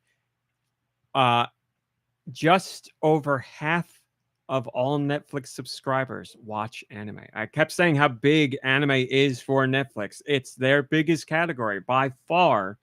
It is their most popular category. That's why That's why they get so many original shows and get stuff that Crunchyroll doesn't, because Netflix puts their name out there, and they're only upping it because it's doing so well for them. And I just said to Deux this week, since Deux watched Solo Leveling, the biggest anime of last year. Jesus Christ, that was last year. Biggest anime of last year, most popular anime last year. Crunchyroll winner for anime of the year, which I disagree with, as you can tell by my shirt. Netflix announced that they're doing a Solo Leveling live action adaptation. And usually you hear live action and you groan, But my understanding is One Piece was pretty darn good, pretty damn good. And the people that watch One Piece anime or read the manga have said the same thing. And they are not going to be easygoing when it comes to that stuff. They're going to say if it's garbage. So my understanding is it's quite good. And people are very much looking forward to the second live action season. So hopefully the same will happen for Solo Leveling. I can't even begin to imagine what the special effects budget would be on that. Yeah, show. they're not. It's not. I don't know. I don't want to be a negative person, so I'll not say anything. Hopefully, it's good. I'll go with, I'm just looking at One Piece and being like, well, they have made fans happy with One Piece, so I'll use that as my hopefully Solo Leveling will be good. If the last thing they did was Death Note, I'd be like, this show has no chance. Solo Leveling is not going to be good. And there was the one before that too. The Cowboy Bebop. Cowboy Bebop. Yeah, that was poor as well. Yeah, Cowboy Bebop looked Cowboy the B part. flop. Am I right? Cowboy Bebop looked the part, definitely, but it did not do anything else Cowboy Bebop-ish, in my opinion. Really, that's one of those shows that I watched that made me feel legit sick to my stomach. That is a thing that happens to me where I will watch certain shows or movies where I find them to be so bad they physically make me ill. I don't vomit or anything, but I feel a sour feeling in my stomach. And I will never forget that the last 3 episodes, that I didn't like that show at all. But the last 3 episodes were so atrocious to me. I felt horrendous. I will never forget that feeling because I disliked that so much. But well, to help you forget about that, you should have watched season 2 of The Last of Us. Oh no, I did my or maybe one season. You don't even have to watch all of season 2. Just watch the first episode of season 2. No. I heard You'll about it forget from Deux. That's more than all enough. about Cowboy B flop. Well, now look at what's his face has removed himself from the show. So, yep, Joel Druckmann. Oh, Neil's out, so he can focus on other things. Yep. More like he doesn't want to be associated with this anymore. Yeah, and then like once the show is over, he'll come out and he'll be like, I didn't like it, like kind of thing, like a George R. R. Martin kind of thing. Yeah. Just gotta wait his grace period. He'll get right to the point where he's going to say something and then somebody will option whatever the name of his new game is. Intergalactic, whatever. They'll be like, we want to make that a movie. And it'll be like, oh, well, I can't say anything now. My Chronic says, I absolutely love what The Last of Us has been doing. Too many haters with a sad face. I'm going to take that as them being serious. Well, I'm very glad that you're enjoying it, my Chronic. Yeah, it's just not our cup of tea. I can't speak to the second season. I bowed out after the first season because I was not enjoying it. But to each their own, my friend. Sounds like it's your Crotic, not my Crotic. Isn't that Dr. Dre's album, The Crotic? Make my shovel the Crotic. And that's the Patreon rundown. Now let's go into news. You know what? I'm going to say that was a very strong beginning to the show. So now it's all downhill from here. I know we're moving on, but I just want to say we love you, Mike Roddick. Thank you so much for the interesting insight. They are the ones who love the Last of Us TV show. They said that they didn't play the game, so I guess that may be why. And I'm going to say that is exactly 100% why. So actually, I'm glad you're loving the show. Like, don't play the game. Yeah, don't play the wait game a very long time until later. Well, that's a great point. I mean, if you don't have a PlayStation or whatever, the means to play the game, then I understand. If you do have the means, I would love to hear your opinion if and when you do decide to play the game. It'd be interesting to hear. Stu and I talk about the this reverse. Often. Well, not really often, but at least during the season that we were talked about it. We are very curious to know how opinions flop if they do. Yeah, just play me out. Finally, we got news. Let me tell you about it. What happened this week? Some things happened this week. Nintendo had their what do you call it? Birthday party? What it's called? No. Their landscaper Let me comes. see what I wrote. Did I write it? Who wrote it?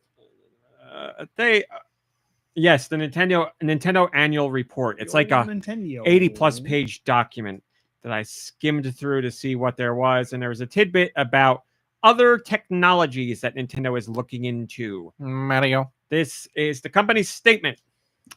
With respect to hardware, we continuously investigate and undertake research on underlying technologies spanning data storage technologies such as semiconductor memory, display technologies such as LCDs, and electronic components. We also carry out research and development activities to examine the applicability of various technologies to the field of home entertainment, including interfaces such as touch panels and sensors, networks such as those for wireless communication, security, cloud computing, virtual reality, augmented reality, mixed reality, deep learning, and big data analysis. Our efforts are not limited to in-house studies and research, and we are also exploring various possibilities on a daily basis to discover technologies that will help create new ways to play by proactively turning our attention outside Nintendo. Blah, blah, blah, blah, blah, blah, blah. So, if you want to know what Nintendo's looking into as far as new ways to play and ways to facilitate new ways to play, Nintendo's doing AR, VR, MR, all the R's, and a whole bunch of other stuff. They're just looking ZR. all throughout technology to find what they could possibly turn to make a unique experience for the consumers. So, What is MR? mixed reality. So what's ZR? You made that If up. you have so whatever to you ask, want. you can't afford it. So they're exploring idea. Like we always say, the day Nintendo's newest system comes out is the day they start working on the next one. So Nintendo is looking into all those technologies and more right now for the future of their hardware and potentially, accessories for the Switch too, just like Ring Fit Adventure or something like that, or Nintendo Labo, like the technology of cardboard. Anything could come out where they'll expand upon it. This picture you put with the story is great. It's so good. I knew exactly what I wanted to get. I knew I wanted that bird VR that they did for Labo, and it took me a while to find a decent enough picture, and I found that one. I was like, that's the one. That's what I want. So funny. Most upvoted comment. Why wasn't Labo more popular? I mean, look how awesome that is. Well, somebody like me looks at that and genuinely thinks that to myself, but also at the same time thinks no one's going to want that. But my sarcasm, although that comment was sarcastic, I was probably at a 1%. I was keeping it so unsarcastic, and you still picked up on it. Yeah. I love it. Oh, yeah. Red Knight has the most upvoted comment. It says, "No thanks. I love innovation, but I will never wear anything on my face to consume any medium. Headphones don't count. Bring back innovations in controllers like the pointer on the Wii remote and next-gen motion controls." Well, I mean, that's you just picking one thing that they said here and saying that's what they're doing. They're just exploring everything. That's all that it is. You're okay. They're still doing various input methods and other things like that. They're exploring new ways to play and interact with games and create unique experiences. So don't worry. I think the chances of Nintendo putting out a VR headset as their main platform are zilch. I'm going to say I really don't think that would ever happen, but let's say incredibly slim to more likely none. So, because they could look at anything else going on in the VR AR market and be like, well, there's no penetration here for any of this. Nobody's really selling anything. But they did do it with Labo, and so it could be it's an accessory, and it's still with the Switch 2 can still be utilized that way. Exactly. I think if they were to do something in AR or VR or ZR, they would do that. It'd be something for Switch 2. It wouldn't be, this is the hardware and everything's going to use it. I think that would be more their route. So there's that. I didn't tell you about this, but get excited. Crocs has announced their first ever collaboration with the Animal Crossing franchise. What a great fit, like imagine all the trinkets. What are they called? Gibbets. All the gibbets you can if you scroll down to the bottom of that post, you can see the gibbets they have announced so far. There are extra gibbets that do not come with the Crocs if you buy them. But these Crocs are coming out August 26th. They'll be available at Crocs online store, Crocs retail stores nationwide, and select Crocs retailers. So wherever Crocs are sold, you'll be able to get Animal Crossing Crocs. I had Pokemon Crocs. I like Pokemon well enough. I just like the representation. Now, Animal Crossing Crocs, I would be all about that. And I would love to just put nothing but KK Slider gibbets on them. But man, KK Slider is not sold separately. So I'd have to buy like 8 pair of the Crocs in general to get a whole bunch of KK Sliders. I know the pricing's not outrageous, but I wish it was cheaper. They just seem like, I know everyone loves them. So like maybe they're really great. What's the pricing? Footwear, but I wrote it. Look at that. Oh, $70. That's better than I thought. I was looking at they are re-releasing their Demon Slayer Crocs, which I really want, and I want the Tanjiro ones, and they're $90. I was like, will they match your sweatshirt? Yeah, that'd be cool. I was like, Like $70 for Crocs, I also think is too high, but it's not so high where I'd be like, no, I'm not going to get it. 90 is Well, too high. and they're like so specific. It's not like you're just getting like a black pair of Crocs. Yeah. Like they're, Demon Slayer Crocs could be worth $90 for you. But the way that you wear them now, like you're not wearing them down through the soles. Yeah. Those will last you a decade. My Pokemon Crocs are in great shape. The Lisa Frank Crocs are in great shape too. So it's not like I really need another Croc, but I don't go anywhere anyway. I don't need another Croc. I don't know how to say it. The kid sizes are cheaper too. $55, maybe you can make that work. Or just buy some gibbets and tape them to your current shoes. Yeah, right. I don't know. I mean, I always told myself I would never get a pair of these, but Kalas says that would be a pair to get. You're not going to fool me. Those prices are for a single shoe. Then you're going to be indebted to Tom Nook for probably triple the amount to get the second one. That's right. Well, I don't care what Nook's prices are because it's so goddamn easy to get bells in Animal Crossing. Oh, I owe this man hundreds of thousands of bells. Let me go down to the beach and pick up some seashells for 5 minutes and make 400 and it's bells. Not like he has hired goons or anything. Yeah. He doesn't really come after you. Here's your debt. I need this back. Never. Yeah, right. I'm never going to really bother you about it, and nothing happens if you don't pay it. So yeah, give me all that kind of debt. I'm all about it. I didn't realize Animal Crossing's like a creator economy. It's like you create a lot in that. Yeah, you can make your own outfits or designs for. It's all side hustles. Lots of side hustles. Yeah, you go to the beach and pick up stuff every day to go sell the Nook. Nook's the only game in town when it comes to that stuff, right? You can't give anybody else your shells for bells, right? No, you have to give it to his like cousins or his nephews. Timmy and Tommy buy that stuff. That's right, Jimmy. These are some good gibbets here. There's a Pascal gibbet. There's a Sable gibbet. Here, so I want these. It's really funny you say that because I saw a TikTok about that Sable this week, and I was like, man, I went to our local mall to meet Sable, and I got her autograph, and that line was out the door to Pizza Hut. From the art store to the Pizza Hut, all the way out there. And I stood in line, and I got my autograph, and she was very nice. And then I asked if she'd ever be back, and they said they didn't know. I wonder if she had Pizza Hut. Or if she met the Pea Hut lady. That's things I wish I could go back in time and ask her. Sable, so nice to meet you. Have you had Pizza Hut? It's right outside. That was the other side of the mall. Right? Pizza Hut was like almost center. Well, it went, yes. So the line would take you out to basically what was there at the time? Nothing. But they had it bent, and they had like a rail, and then about to that parking lot. So it was, that was Attitude Era Sable. So it's a whole bunch of horny guys, Playboy, young men, Playboy. Yeah, it's like, come on, in that town too. In that my town, God. exactly. Yeah, just think about like the. Some people say that there's still a line to this day. I think I saw some of them on neighborhoodwatchdog.com. Some of my neighbors. So Crocs, what was I going to say? If they had rolled in it or rolled, however you say it. Yeah. If he was there, day one purchase for me, without a doubt, I would get that. Right now, I want them, but I may not pull the trigger. But it'd be cool if you could choose like any of their characters and they just make it to order. I know that's unrealistic, but that'd be so awesome. I'm sure this is a collaboration where more gibbets will come out for characters, without a doubt. Like, this isn't the first. There's not going to be one and only wave of Croc gibbets for Animal Crossing. They're going to do more. Because every time you put out more characters, it's a much bigger opportunity than usual to get people to buy the shoes. Yeah. Or just the gibbets in general and stick them on your regular Crocs. I could see people buying the gibbets just to have them, just to like whatever. People do that, definitely. People have gibbet collections, just like they've collected other, I was going to say stupid, but random stuff like homies. They were never stupid and will never be stupid.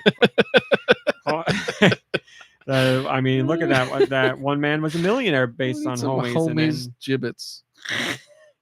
That's what we need. Moving on. So we've talked about this a lot in the past about how Amazon and Nintendo don't get along. And last week we talked about how it seemed like we didn't get an explanation as to why things were better, but it seemed like things were getting better because Amazon started taking pre-orders for Switch 2 first-party games and selling other Switch 2 games in general direct from Amazon. So shipped and sold, not just shipped. And this week it got even better. Hell is frozen over. Amazon gave their customers a legit chance to buy a Switch 2 shipped and sold through Amazon. So you don't have to worry about third parties hiking up the prices or not sending you something or sending you something in bad condition. The only thing was it's an invitation request. Why? And you invite yourself basically. So you go to the page and you say, I'm interested in buying this. And Amazon will potentially invite you. The whole reason they're doing that is because Switch 2 is in very high demand and they have limited stock. So hopefully it's basically what they did in Japan. All the lotteries at the different retailers, except Amazon did the same thing here. So you sign up or you just click a button basically. And it's like, I want a Switch 2. And they're like, okay, we'll notify you if there's an opportunity to buy one. And that's that. So you can do it. You can get your a Switch 2 through Amazon if you would like. This will show you how crazy Switch 2 sales are still going right now, at least in the States. As soon as they go up at any retailer, they sell out. Walmart was offering Switch 2s, both options, a standalone and the Mario Kart World bundle. But it was only for Walmart Plus subscribers. So Walmart Plus is like you get extra bonuses at Walmart, and plus, no pun intended, you get like access to some streaming service. It's like a regular streaming service. Somebody's bundled in with them, but it's $50. Tubi, that's what make you pay for Tubi. So you have to pay $50 to be part of Walmart Plus, and then you get the opportunity to buy a Switch 2. So you have to spend $50 to spend $500 basically.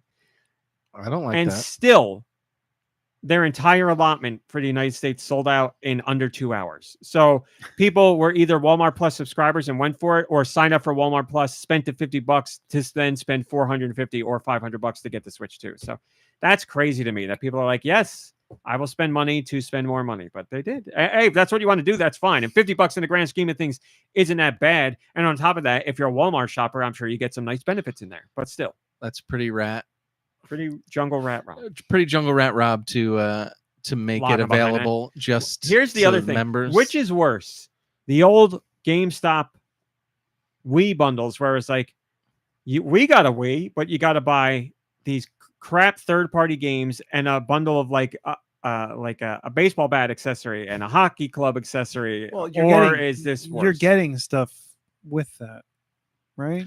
But with were you GameStop? Were you paying more for those? You were bundles? paying more. Oh yeah, you're paying like $600. That's way worse. I mean, because yeah, I don't want to say way worse, but that's in my mind that's worse because it's like I would say that's much worse. because like you have the system right in front of you, but you're trying to get away. You're trying to get rid of all this junk that nobody wants, and you're going to charge them for it. It is slimy for Walmart too to be like, we got the system, give us $50 on. But our you're own also thing, not and then getting we'll sell it to you. But you're not getting anything for your $50 that extra $50. You're getting your Walmart Plus things, and you might already be a member. You get a year subscription to Walmart Plus. Maybe you know somebody who has it or something. What did you say before that? What do you? Me? Yeah. Right before that, You said maybe you're maybe you're a member already. a member, because I thought you said maybe you're a murderer, and I was like, it is Walmart. Maybe you're a murderer. Has like so nonchalantly say that. But it just makes me angry because it's like a company saying, "Well, did you look it up? What you get for Walmart Plus?" I did. I'll tell you right now. Free delivery from store, so that's not bad. Free shipping with no minimum. That's not bad. Oh, so Mobile scan and go. I've used that at Sam's Club when we were still supporting them. That's really good. What is that? It's self-checkout, but even better. You do it on your phone. You hold your item up to your camera. It scans the barcode. Everything's scanned there. You pay directly on your phone, and that's it. Oh. You leave. When we did it twice at Sam's really Club before we helpful. started boycotting them. It was amazing. I was like, this beats Costco hands down. It was incredible. Member prices on fuel. So you save money on gas at select gas stations. Early access to deals, which is what you're paying for here.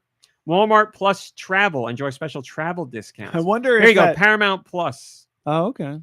Burger King savings. Free online pet care. Free pharmacy delivery. That's nice. A lot of people use their pharmacy and auto care. So you get a decent amount of stuff. If you're a regular Walmart shopper. I'm curious to know if that early access to things was on there already. Like, I was looking at their generic. That wasn't the Switch 2 page description. That was their generic Walmart Plus description. So it's not bad if you shop at Walmart a lot, $50 a year, and your No, pharmacy is there, then you could it's- get some deals. Yeah. Look, we pay probably more than $100 now Careful for now. Amazon Prime. Oh, okay. Yeah, we'll talk about that. Sure. Amazon Prime is, free shipping on, depending on when you choose stuff, and then So you're going to whatever, badmouth but- the Costco memberships. no. Okay. I'm happy it ends right there. So there you go. Joe Shabadoo says they need to one-up Walmart's Pringles and Soda Switch 2 bundles with Pellegrino Mario and a bunch of organic bananas. DK, please scan your organic bananas. I guess you're right though too, right? We pay, like, if you don't go to Costco enough, you're probably paying more for the. You could not. I would be at Costco every chance I could get. Like I don't need any more excuses to go there. And now we get to go in as the executive members early without the regular riffraff in there. Oh, come on. Okay. Watched a lady on I will TikTok doing it say, the I other mean, day, and she's like, "No one's in here." My that's best amazing. experience was That's a real during thing. COVID when they let people in early. Yes, if you're an executive member now, every day, Monday through Friday, 9 to 10 in the morning, it's just executive members That's shopping. awesome. Saturdays, They the don't only want day to it's call it different. early It's bird because they don't want to hurt 9 anybody's to feelings. 9:30, so you still get the opportunity. But that's incredible. I rarely do this. I am so But sorry. that's twice as I'm much. gonna pee Executive my is pants. 120. At Costco? Yeah, so it's twice as much as what you're Yeah. paying, or almost twice as Yeah, much. but you're going to Costco. But you're going for an extra hour in the morning. It's great. It's amazing. I don't know, dude. Have My you- only do you have complaint about experience with Costco is I the crowds. I love Costco. I love But- Costco. I just end up buying things that I'm I gonna go either pee now. I'm sorry. Keep vamping. Just- I'm gonna pee myself. I either don't consume it on time because there's so much of it and it'll expire before I finish, or like I just have stuff piling up in my house, like I don't have like a storage. You need a garage Shed. fridge or something. Yeah, well, it's not even perishable like that. Oh, well, that's the other thing. If I get something that's for my freezer, it's too big for my plebeian. Is that the word I'm thinking of? I don't think so, but like a pedestrian refrigerator. Yeah, freezer? well, like my poorhouse freezer, my ice box. Yeah, Costco is incredible. You kind of need an army or a family to buy to shop there, though. For or a most family stuff, the size of an army. because I can see, if you have a big family or if you have just, a few people in your household, then yeah, go nuts at Costco. I But just, because the amount of times that I go there thinking to myself, I just want a case of, sparkling water. That's all I need. And then I end up walking out of there $300 lighter. And I'm not made of money. I don't know if you know that about me, but I'm not. So yeah, my Chronic says you almost need a deep freezer for Costco freezer items. The boxes are too damn big. Anyway, anything else you want to mention about Costco? Not really. Jesus, he's I still don't know. peeing. I don't know the size of this man's bladder, but do you want to go ahead and the two of us can look at the U.S. software hardware charts, Why would you do that? Why wouldn't So that you when just he do the comes back- European? so that when he comes back, we'll be able to play that game and he'll blow him away. Except he hears us talking. And he's yelling from the bathroom right now. He's on YouTube Live listening to us. No, his phone's right there. Man, that was pretty good. That was like Tom Hanks in A League of Their Own type pissing. It's actually still happening, I think, in there. We feel like Madonna and Rosie O'Donnell out here. I really had to pee, and I think I could pee more, but I got enough out. Holy crap. I drank a coffee right before we started. I apologize. Okay, I'm You're back. like a whole different person. I don't know you anymore. Drinking coffee, peeing. Oh, God, help me. Okay. MPD is out, and Circana is in. Oh, yes, sorry. I was thinking, Josh, you would say Sarkana, but you've never said that in your life, so. That is Circana. stupid. You're right. Stupid. Okay. U.S. sales. Does he not chant Circana? No, I guess that's Here we what go. we do. Yes, that's why. Man, my brain is melted. Do not look. Do and Nicky Hill. Here we go. and just so you know, Did you already look? we did not look. I didn't look. I was trying to look, but I didn't see anything. United States. United States. Digital. The United States. Digital and physical. All platforms. For May. Yes. These numbers were delayed. When The numbers for June will be out the 23rd of this month, I believe. in June is From when Matty Piss. the Switch was released. June 5th. Yes, our first sales report on hardware for the Switch for Switch 2 for United States will be, I think it's the 23rd. I might be wrong. It's the 20 something in July. So no Switch 2 on this list. No, this does not. This is only May gaming. Yeah, I don't know what games are even in existence. So, oh, what's that game? what game? Oh, all right. You start. Is this the right No, music? because I ain't got nothing. I ain't got nothing for nothing. I gotta find the right I ain't music. got nothing but nothing. Oh, I got it.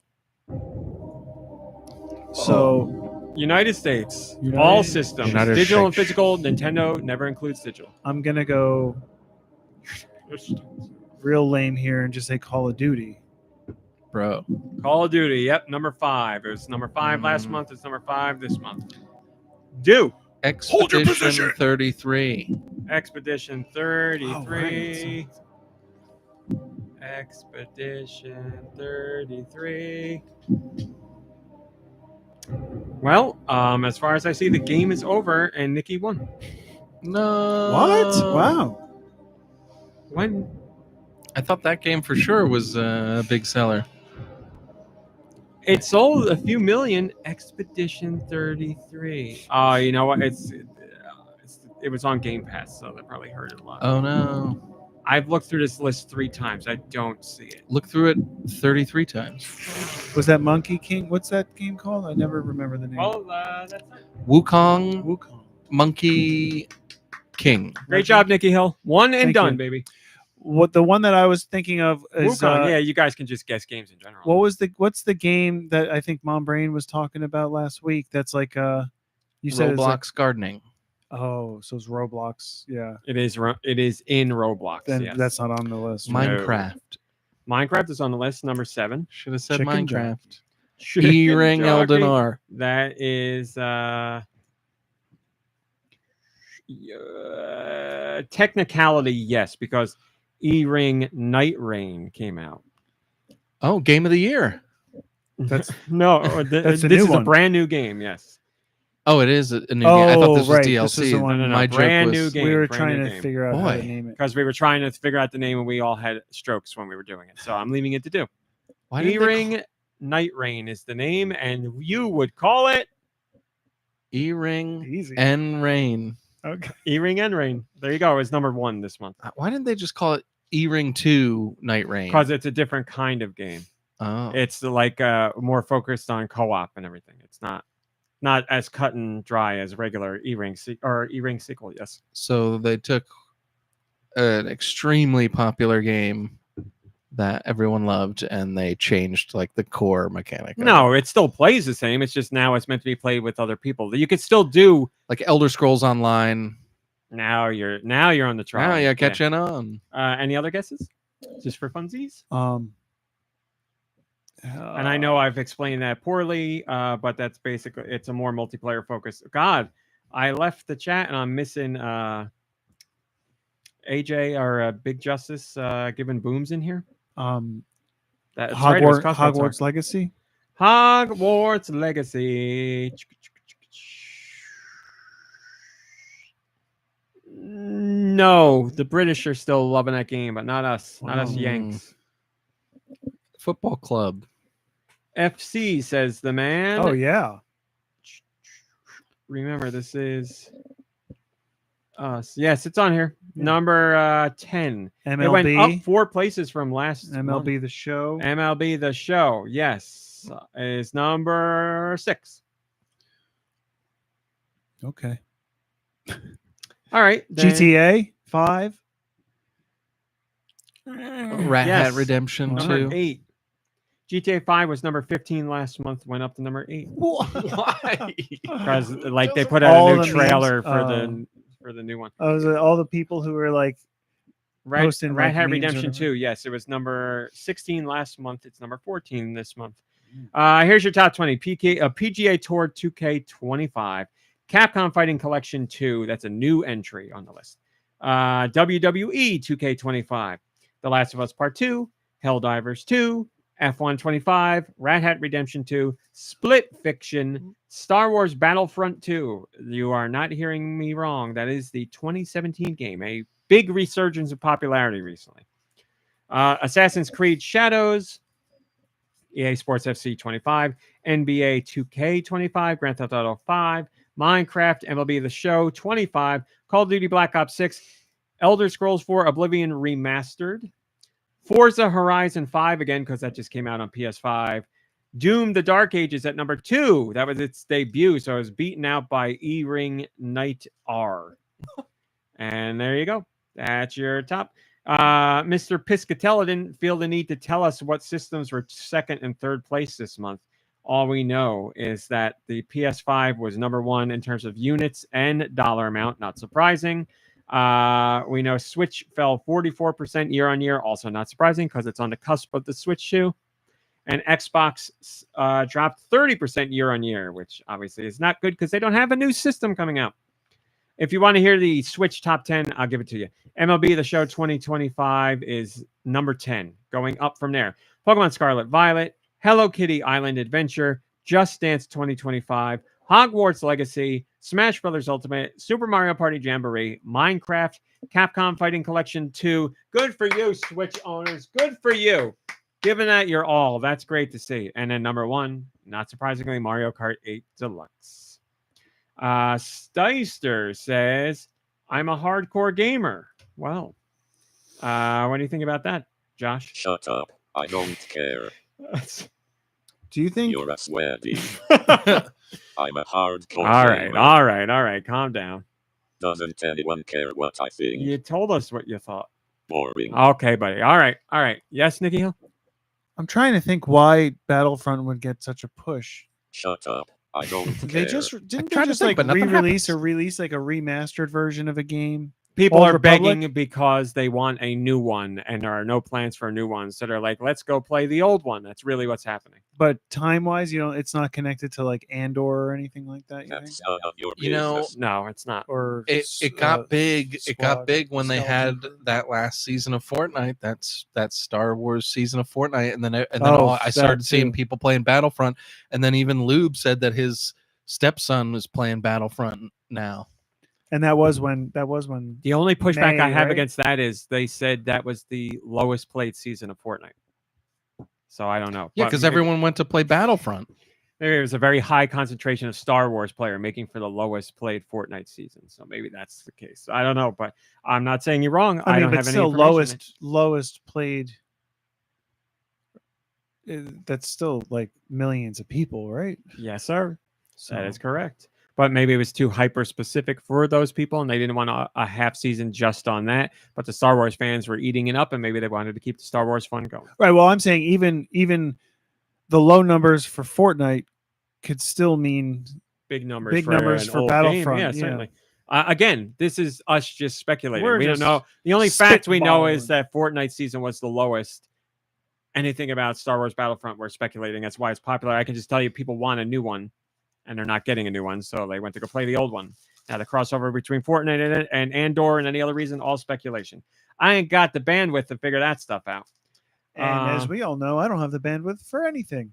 Moving on to more sales. Don't look, and you'll probably never guess anyway, but we'll try again since the last game was so quick. We have the Switch eShop charts for the first half of 2025 in Japan.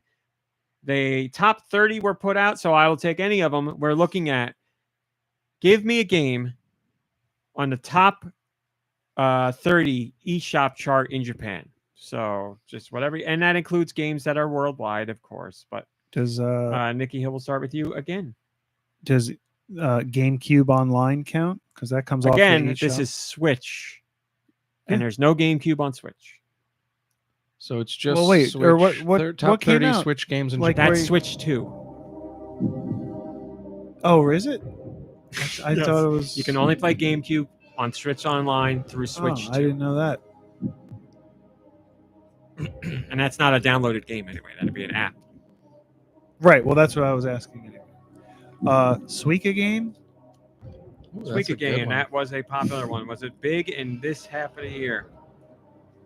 I petered out. No, it's sold a Somebody- lot, but somebody it's juice been a that while since that's watermelon. been out. Like, that's not new. Not in the top 30. So, you have a chance to one and done it. You just got to give me one game on the list. Do they play Minecraft? Minecraft.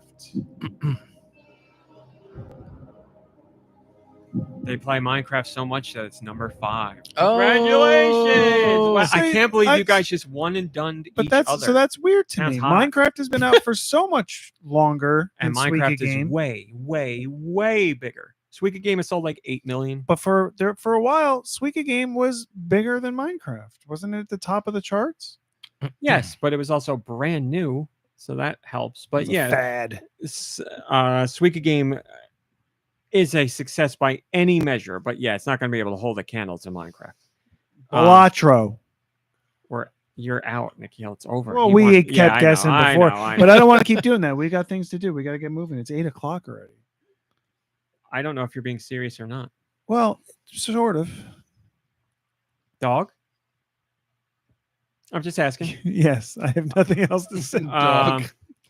Balatro is also not on here. Dog. I guess Cat. the Japanese aren't too into Is Balatro. Hogwarts Legacy on there? I was gonna say that because I thought that's new to Switch and maybe that'd still be selling. But if I recall, be. the Japanese It is not. don't like Oh, Japanese. magic. I'm just kidding. They probably just aren't into Harry Potter. Not as popular over there as it is other places, but still Oh no, popular. I think they're okay with that. I'll give you the top 10. You could look at the top Like, 30. Haunted Mansion in Japan is not a haunted house. It's like a magician's house or something like that. I think, because they don't believe in spirits the same way that we do. Yokai. I'll give you the top 10. I'm You can look not at the top okay. 30 on your Thanks own. for asking. Starting with number 10, Donkey Kong Country Returns HD. Mhm. Another one I'm surprised you guys didn't guess right away. Mario Kart 8 Deluxe. Xenoblade Chronicles X Definitive Edition. Animal Crossing New Horizons. Urban Myth Disillusion Center. I am shocked that that's in the top 10, and I think that's awesome. That is very high up on my list of games I want to play. It's a very stylized anime, pixelated visual novel horror mystery. It looks really cool. I just haven't had a chance to play it. What was it called again? Urban Myth Dissolution Center. Yep. Yeah. Ever have a Krispy Kreme? It's not a Japanese game, by the way. Just want to point that out. They just are big fans. Okay. Look, if you are excited to play it, I'm excited to play it, my friend. Urban Myth. Yes, Disillusion Center. I've become disillusioned with these titles of these games. Minecraft, finally a name that makes sense. Tamagotchi Plaza is number 4. Super Mario Party Jamboree is number 3. And number 1 and 2 are the same game, but one is the deluxe edition. Level 5, riding high once again after so many years. They've got a major hit on their hands. Fantasy Life I, The Girl Who Steals Time. The new Fantasy Life game is available on Switch. What's level 5? Is that Professor Layton? You got it. And Yokai Watch and a whole bunch of other things, but What's they've this one hit you just said? I already forgot. Inazuma 11, huh? Mm. Soccer game. Yeah, what's this one you just said? Fantasy Life. Fantasy Life. The original installment was on the 3DS. I played it. It was quite enjoyable. Fantasy That's Life, the one where you have a whole second life and you can fly through the air. and you bust in through the door that's closed. That's That's Second not Life. supposed to let you in, Oh, and that's then you Second see the Life. people having sex on the bed. Yeah. This is a different game. I'm not ready Fantasy- for that game. Fantasy Life I is basically it's not.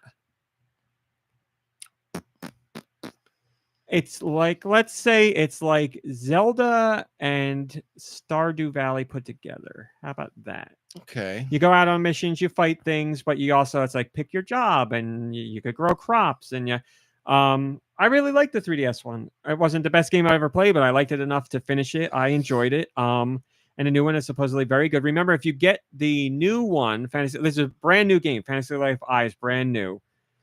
It's available for Switch and Switch 2. And if you got it on Switch and you want to play on Switch 2, it's I believe maybe it's not a free upgrade. I don't remember, but there's an upgrade that makes it load faster and higher resolution and better graphics, blah, blah, blah, blah, all that stuff. So you can go about that, but it's sold 1.2 million units so far. So it's been a hit for Level 5.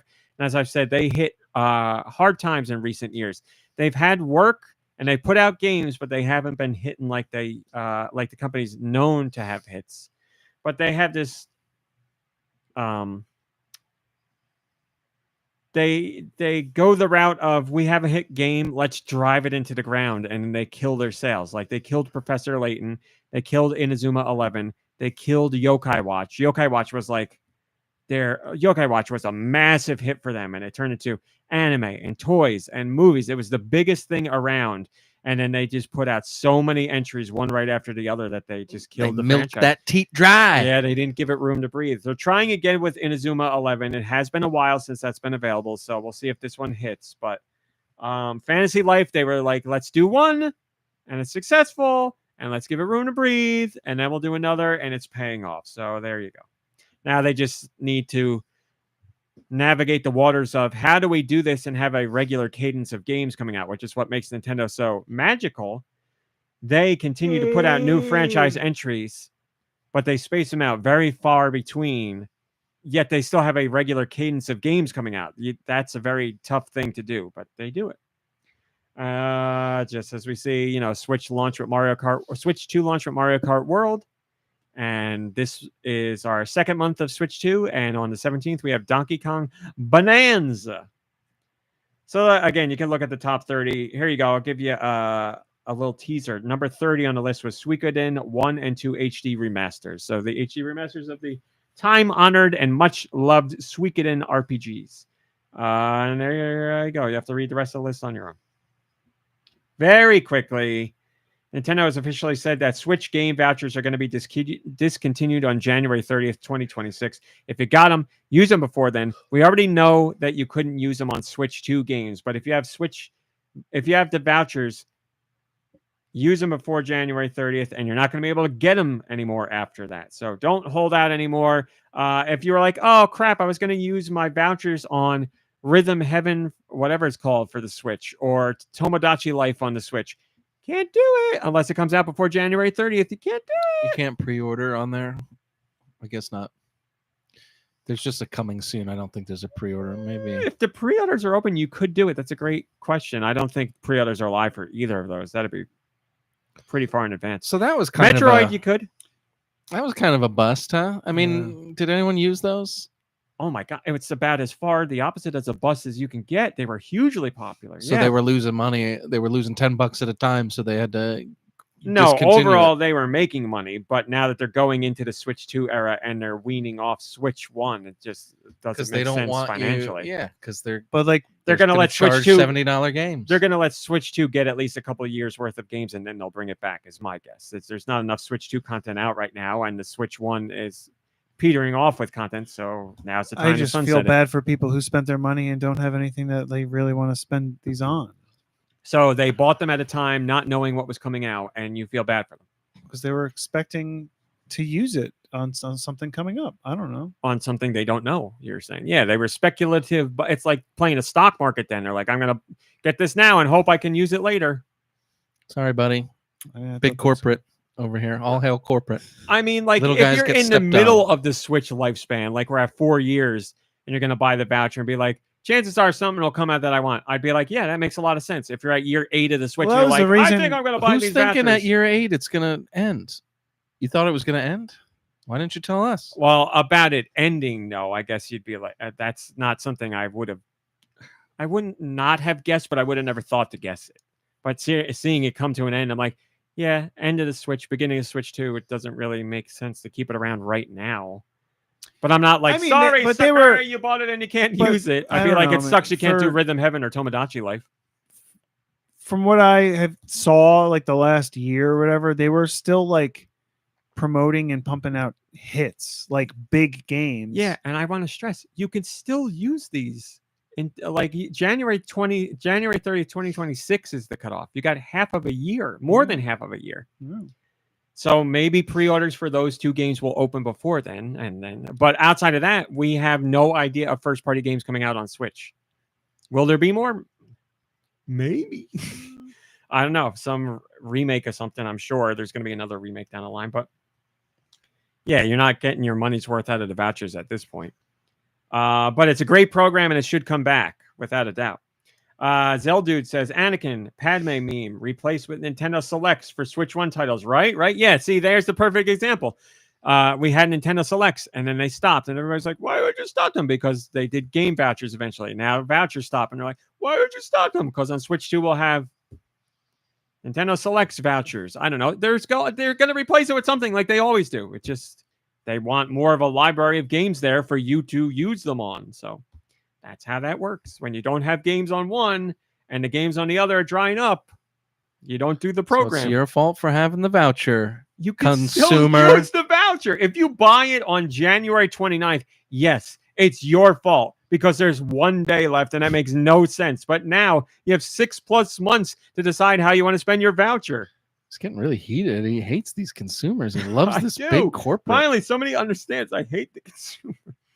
I feel bad for the consumer that buys it and doesn't know that they're ending it. Yeah, that sucks. But I mean, But again, what are you gonna do? From what you said, they bought it for a reason to spend it on something, so it doesn't even matter.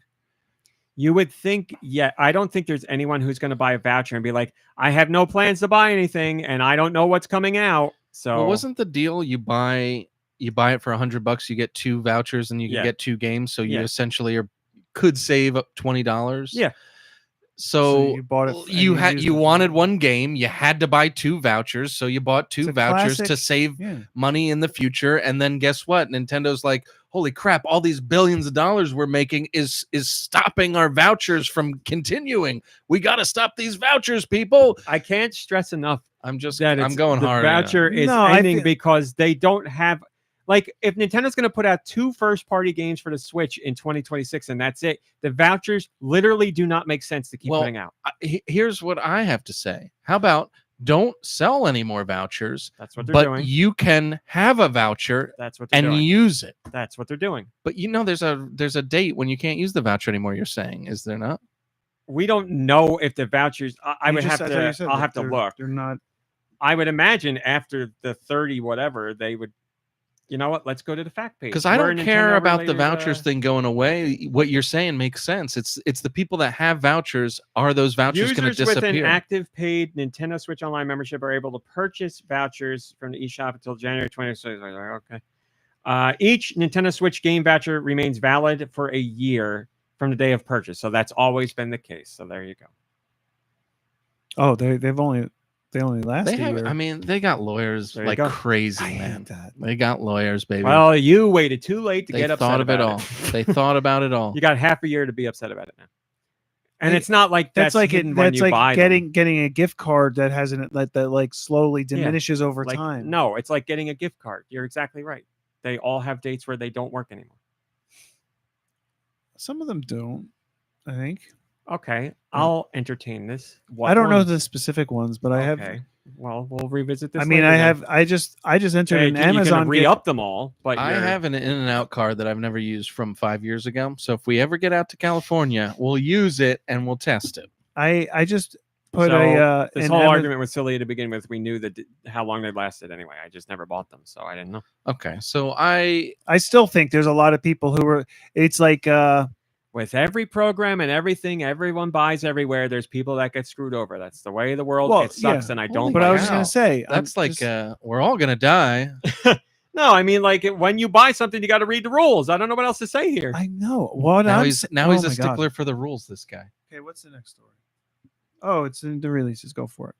I will listen to your point. I forgot it already. I don't believe you. I did. How can you not believe me? It happens all the time. All right, that's a good point. Well, if it comes back to you, I'd still like to hear it. I'll force it down. We don't need to do that one. I'll do this very quickly, and then we'll get to releases. Nintendo and the FBI are working together. There was a Switch website, NSW2U. Oh, great! Are they a website that was dedicated to pirated Switch games? They're working with ICE. You went there and you got Switch ROMs illegally uploaded Switch ROMs and you illegally downloaded them to play them on your modded Switch. Illegal any way you look at it because you're stealing games. Now, whether you think that should be legal or not, that's for you to decide. But by the letter of the law, it is illegal. You are going to a website to download ROMs for games. Not allowed. And if you are a Nintendo fan, you know that they don't like that. Well, this website is now dead because it's been snagged by the FBI. The FBI has commandeered the website. Now, if you go to the website, you get a message from the FBI saying, this is ours now because they were doing things that weren't right. So Nintendo and the FBI worked together to squash this very straightforward, illegal website. The day that the FBI warning went up earlier in that morning, you could still go to the website and download your illegal ROMs all you wanted. But if you went there a few hours later, gone, dead. Snagged by the FBI. So get ready, pirate sites. The FBI's coming for you. What is the other thing? It's a headline that I don't read the story about. It's but you might know people are playing used games on their Switch too, and they're getting locked out. What I wouldn't give to know what headlines you read about that, because I also did post on it. I reached out to my rep for a comment. Let me read this comment and I'll get to that. Zeldude says, has the FBI seized the entire site or just a domain name? I can't imagine the site was hosted within the US. I do not know, but you can go to the website and find out. Now, Nicky Hill, let me search that up for you.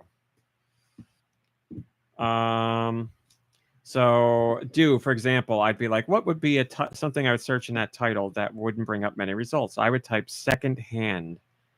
Let's see if it comes up. There you go. So first off, it's a rumor because it's just some Redditor who said it. Switch 2 owner temporarily. Oh, it's another situation where one random comment on the internet is a whole news story. Here's the story. So a Switch 2 owner went on Facebook. Listen, you wanted to hear the story? I'm telling you the actual story. As the Redditor says it happened. They own a Switch 2. They went on Facebook Marketplace and bought 4 Switch 1 games. They put them in their Switch, and then they were updating them, and they went to sleep. Downloads take a while, whatever. They woke up the next day to find out that their Switch 2 had been banned from online activity. And they were like, what's going on here? They reached out to Nintendo to find out. Nintendo said, do you have proof that you actually bought these games? And he goes, actually, here's the physical copies, and here are the Facebook Marketplace listings. And Nintendo saw that and said, okay, you're unbanned. Everything taken care of. And they said, very easy process, taken care of, no problem. But it seems like Nintendo may be finding a way to track people who are ripping games, like ripping the ROMs and then just getting rid of the copies. So my question, I was curious, and so thank you for explaining that. You got it. I was wondering if it's like the people with the who originally had the game still have the virtual game cards installed on their Switch, and so when they put in the cartridge to play it, it's like you didn't say the some magic version word. of that is what Nintendo it seems like is looking for. Now again, but then that I made reached me out to my rep. I haven't heard yet, but I'm looking. To and get then a that statement. made me wondering about the game key cards. Oh God, no! And how, like, if somebody They're done. Nintendo stopped them. if somebody returns those or trades them in, but again, they still have the virtual game card on their. There's no data. They can't. You need to put the physical card in your system to make those work. To make it work, because it's a key. You put it in. If you don't have the game key card but to put in your system, but it's not connected. It's not like a physical version or whatever of the game that is connected to a virtual game card, which can still cause those problems. There's nothing you can do. You can't access that game without the game key card. Can it be used as a virtual game card? Basically, my thing is can you give that to somebody else? Let's say you can. At most, that will work for 2 weeks and then it'll be over. Because my concern is virtual game cards.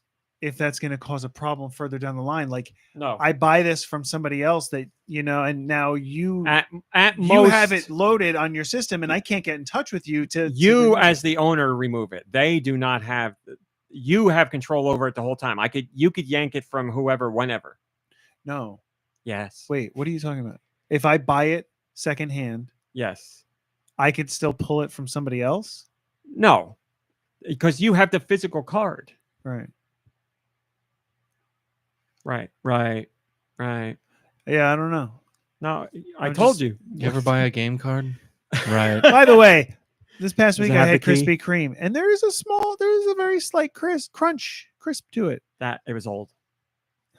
I thought about that, but it's all it's the glaze that they put on there is like adds like a crinkle, like when you.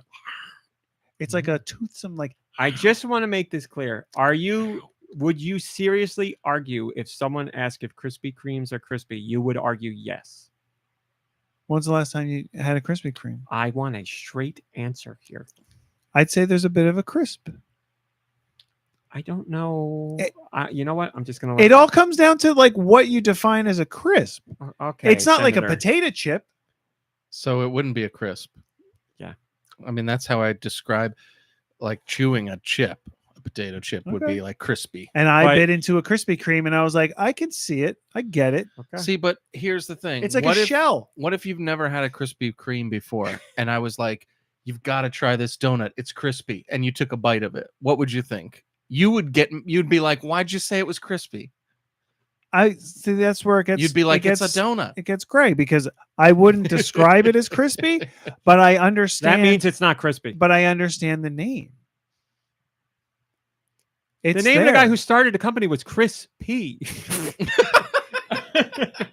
Look it up, people. All right, North American releases. We could talk about. You and I could Cream. talk and about the this white forever. cream is his secret. Oh no. No. Chris Penis was his full last name. North America. What do we got? Oh, I got to do music for this. Okay, what do we got this week in North America? Let me tell you. 3-card poker and 3-on-3 soccer. 2 separate games. Animal Kingdom 3. Oh my God, everything's 3. Arcade Archives Air Combat 22. Bad End Theater. Beat Quest Rhythm Riders. Become the smartest in the room. Brain Power Boost Plan. Bendy and the Dark Revival. Digitally available now. Physically in September. Best Served Cold. Boost Zero. K9. That's a horror game. Cats Away. That's cats and cat girls on ships, I believe. Clutter Puzzle Magazine, Volume 15, Number 1 Collector's Edition. Watch how fast you say that one. Colorizing Satisfaction. Cozy Adventures. Daily Relaxation and Mindfulness. Dungeons and Dragons Neverwinter Nights 2 Enhanced Edition. That is a remaster of that game. The MSX2 version of Zanuck EX. Everdeep Aurora. That game looks really cool. Metroidvania filled with a whole bunch of little interesting stories. Looks cool. Fishing Simulator 2025. Fizz and the Rainbow Planet. Flora and Fang, Guardians of the Vampire Garden. And that is capitalized exactly as it is written. I do not understand why. Glitch, Dead Loop Horror. Griffin, that is a Game Gear game revived for the Switch. Hogtie. Hunter x Hunter Nen Impact. Yes, that is a new game based on the anime. It's a 3-on-3 fighting game. Ice Princess Crystals. Islanders New Shores, which Polygon says is perfect for the Switch too. So Perfect. go look at that. Lush Season. Neon Noodles. Not and Not 2. I don't know what that is. Our Summer Festival 2. The previous Sony exclusive Patapon series comes to Switch with Patapon 1+2 Replay. Available literally today. Racing Rebels Mud Clash. Scholars Mate. Solitaire Dreamscapes. Sweet Home Look. And Find 3 Collector's Edition. Sweet Home is Not what you think it is. okay. I saw Sweet Home and I got excited because I was like, I would love to play that. It is not that. Sweet Home is the game that inspired Resident Evil. It's a Capcom game from the Famicom decades ago. Wow. System Shock 2 25th Anniversary Remaster. Tony Hawk Pro Skater 3 and 4. Remember, that is on Switch and Switch 2. And then finally, Turbo Circuit Sports Car Racing. Halas has the first comment. It says, I need to play Become the Smartest in the Room to see if I can finally outsmart My cat. Oh, well, good luck. Oh my God, I timed that perfectly. Josh, if you could, as only you can. What are the next European masterpieces? Let's find Oh my out with God. Nicky's Squid releases. Thank you, Josh. It went away. I'm so sorry about that. These are the European eShop releases for the week of July 10th, the year of our Lord 2025. All the Words She Wrote, starring Angela Lansbury. Yeah, I was gonna say that's very reminiscent. I made that same joke in the separate story about this post. Yeah. Bad End Theater, Beat Quest Rhythm Riders, Boost Zero, which some might say is no boost at all, Cats Away, Clutter Puzzle Magazine Volume 16, number 2 Collector's Edition. So that's different from the American one, and I'm not joking. We got 15 volume or number 1. Wow. I don't know the difference. Colorizing Satisfaction. Dinosaurs and Animal Friends to the Rescue. Dinosaurs. All right. You guys See- dig up Animal Friends? Oh, MSX2 version of Xanax X or Xanax? No? I said EX, but you could be right. Oh, I don't know. I literally do not know. know. It's like Ninja Gaiden, Ninja Gaiden. We didn't know back then. Well, yeah. It's just making me think of the medication, Xanax. No, it's not related not- to that. Okay. Everdeep Aurora, Fizz and the Rainbow Planet, Flora and Fang. There's no subtitle here. Europe. Get right to the point. I like it. Hogtie, Ice Princess Crystals, Islanders New Shores, Korean Drone Flying Tour Bagan Lake, Finally. and Korean Drone Flying Tour Bukri Dock. Mm-hmm. Bukri Doc's gonna be That's the one I'm The going hotness. for. Yeah, he knows. This guy knows. Lush Season, Miko Girls, who knows? Buckery Peckle, Doc Peckle. makes my buckery. Nope, Oh, we went not gonna backwards. say it. Let you figure it out. Millionaire Escape, 45 Missile That Command 45 Delta. shouldn't be there. Missile Command Delta is the name of the game. I don't know what happened there. Mission Command Delta. It's the 45th Missile game. Command Delta. Yeah, you're right. Missile. Jesus Christ. It's the 45th game on the list. This is a long list. Missile Command Delta. Missile Command Delta Burke. What is okay? Neko- I'll allow that. for the joke. It's Yeah. worth it. Neko Gelato. Cat Peckle, Dessert, peckle, I guess. peckle. Not, and not two. What's the opposite of not? Is is too. Our Summer Festival 2. Patapon 1 and 2 replay.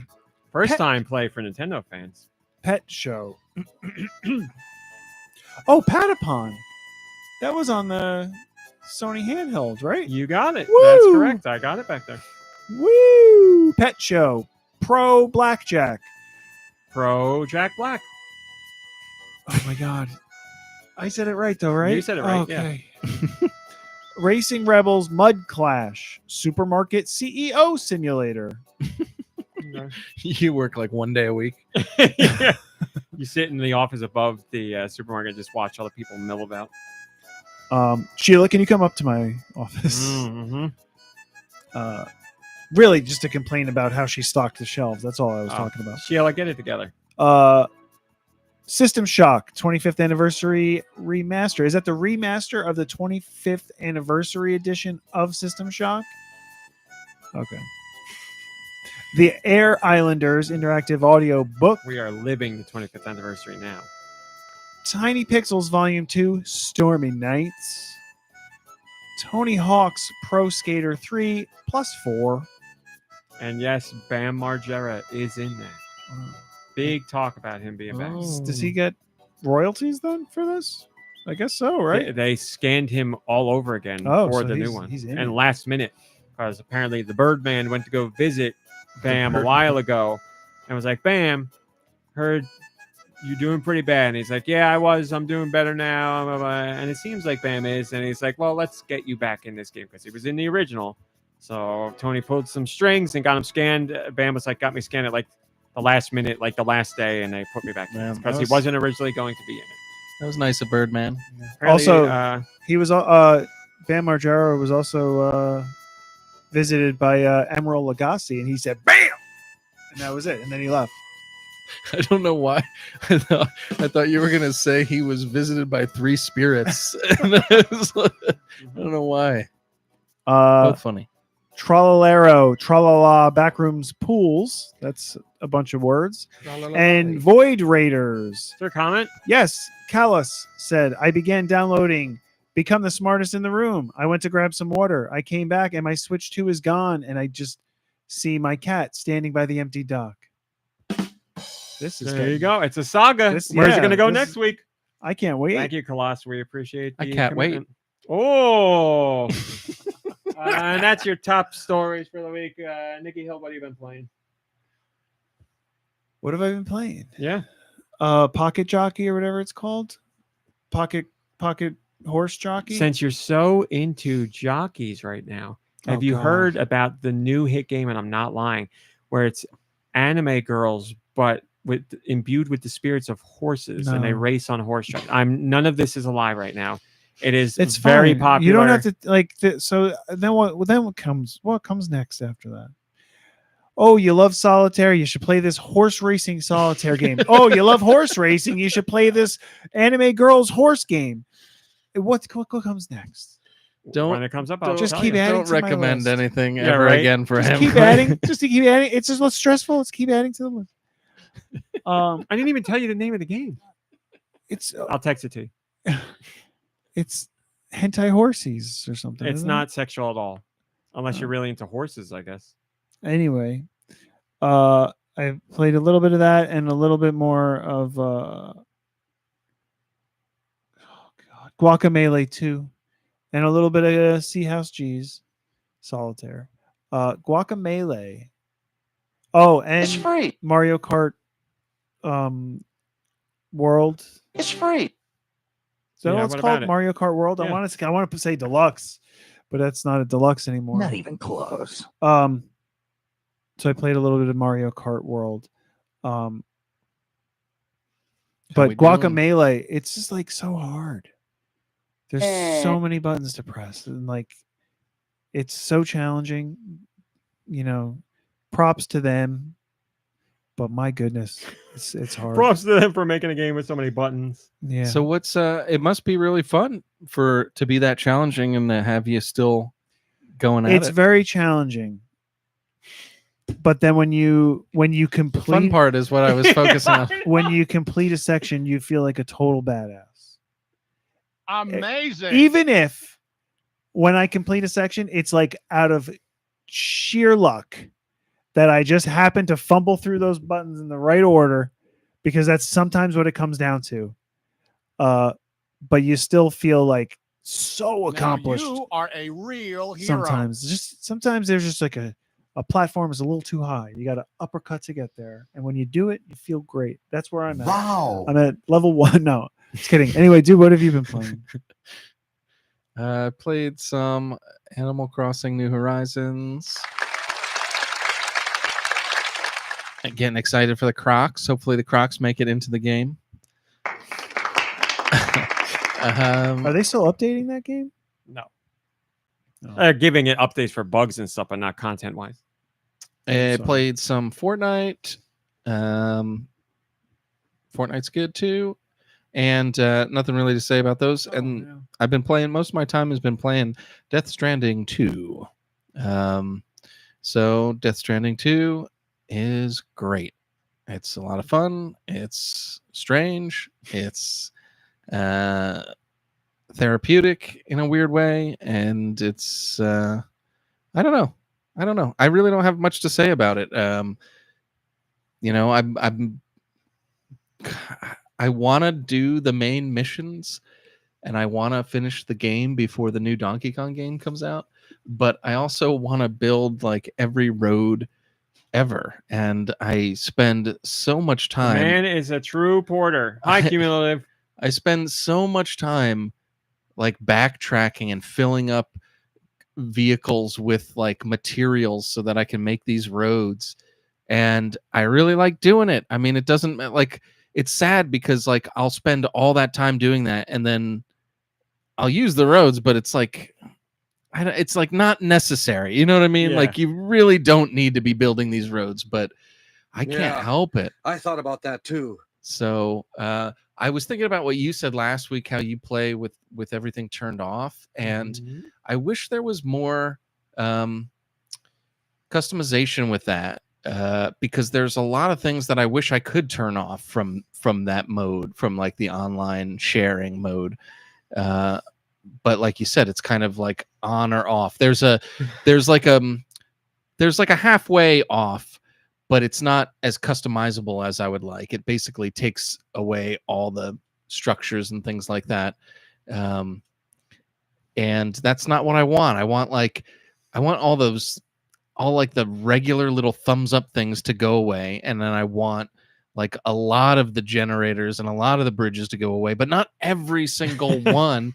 Like I don't mind when there's a couple scattered around, but the more you play, the more like junk just kind of like piles up everywhere you go. There's stuff.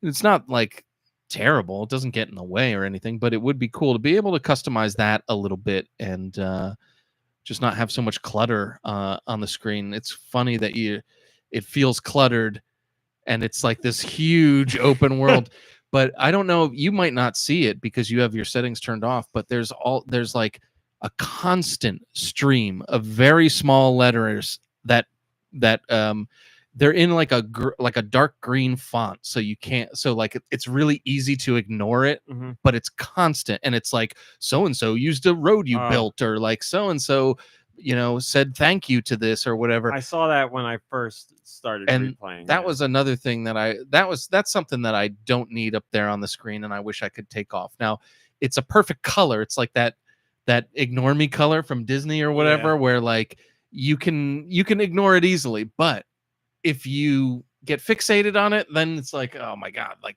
stop it. So there's just those tiny gripes, and they're the tiniest gripes because all these things do not get in the way at all of the gameplay for me. So I'm really enjoying it. I've just got the camera. You might have seen like the photo camera, like all that stuff. That's silly and fun, and yeah, I don't know. It's a great game. I don't want to keep talking in circles around it because it's one of those things that you kind of have. At a certain point, you just have to experience it. You can't hear me talk about it forever, because I will talk forever. So thanks for listening. And RMC. Oh, I just wanted to say I was about the music last week. I said that the music I wish was more frequent. Once a song plays, it gets saved in your like menu, and then you can go and replay them. I never did that in the first one. Can you do that in the first one? Play all the songs? I haven't done it, but I'm pretty sure you can. Yeah. Okay, so it's not a new. You check like the Okay. United States map or whatever. Yeah. And then you go through your list of stuff. Yeah. Okay. They're in there. So it's the same as in the first one. I just never used it in the first one. I felt like I never had to in the first one because music seemed to play at a pretty good clip. I get into a situation where like a song will start and then like the BTs will come in. So I'll hear like 30 seconds of it, and then it's like, oh, hood up when the rain's coming. I'm like, oh, I was enjoying that. I've played the game probably 20 hours now already, and I feel like I'm at least halfway through the game, at least chapter-wise from what I've looked up. And I have to say, it's pretty, so far, BT light, which is, BTs weren't my favorite part of the first game, but I liked... It wasn't the most fun, but I like the atmosphere of it and like the whole deal with it. So like it's kind of a bummer that they're not in there as much this time around. But to be honest, there's more human enemies and there's a lot more stealth. And I'm like the stealth king of Chicago. So I just love it in that respect. And like the things you can do, like the weird like Kojima things, piss bombs and crap bombs, right? Like shower bombs in that realm. Like there's stuff you can do. I don't want to say you probably seen it, but I don't even want to say it. So like, there's things you can do with one of the characters that hangs out with you, and it's hilarious and weird and amazing that it even is a thing. And yeah, so I don't know. I've been driving around so much in it that I had to force myself this morning when I played to leave the vehicle at my starting point, and I like trekked this whole mountain on foot, and I like had almost forgot what it was like because I'd been spending 15 hours driving around building roads.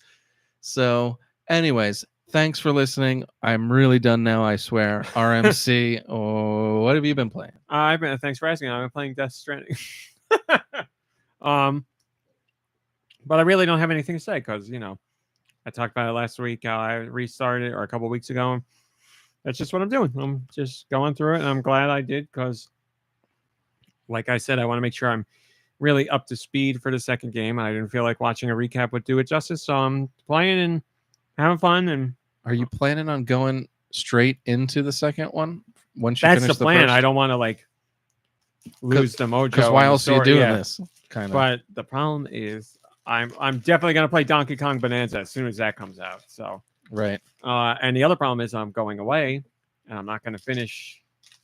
So maybe it'll work out. I'll be able to play Donkey Kong Bonanza and start it like while I'm away, and then by the time I get home, maybe I'll be close to finish with that and go right back into Death Stranding. But I'm having a lot of fun with Death Stranding. I'm just not gonna like play that instead of Donkey Kong Bonanza. So I don't know, but yeah, my plan is to finish that and go right into the sequel because that's the whole point of doing this. So. What's your favorite part about playing Death Stranding? Just being out and wandering. I just really like that. I just like walking around the terrain and looking at it's whatever. It's surprisingly fun, right? Like it seems like it wouldn't be that interesting. Well, I don't know what you call that mechanic, but I like that in games. Like where like open world games where it's like you walk 50 feet and somebody's like, I got a side quest for you. I think like Breath of the Wild and Tears of the Kingdom do that really well. There's stuff peppered in there, but most of it is like you walk out and just see what's over there and there's nothing there, or maybe there's something there. And I feel like a lot of open world games don't do that. And Death Stranding is very much like that, where it's like just there's not a lot for you to do, but like it makes the process of getting where you do stuff enjoyable for me. So I don't know. I like that aspect of it. Just it makes it feel more real in some sort of way, because like it's not like an amusement park filled with things to do. It's like you're out there traversing this place, trying to get to the next important spot. And I love walking. I do love walking. It's the number one thing I hope people remember about me when I'm gone. I want that spoke about a lot at my funeral. You should play. I guess you can't. I was going to say you should, on the treadmill. You should play it on the treadmill. That would be well. If the interesting. rumors of it coming to Switch 2 are true, I'll regret it then because then I could have played it on the treadmill. Funny.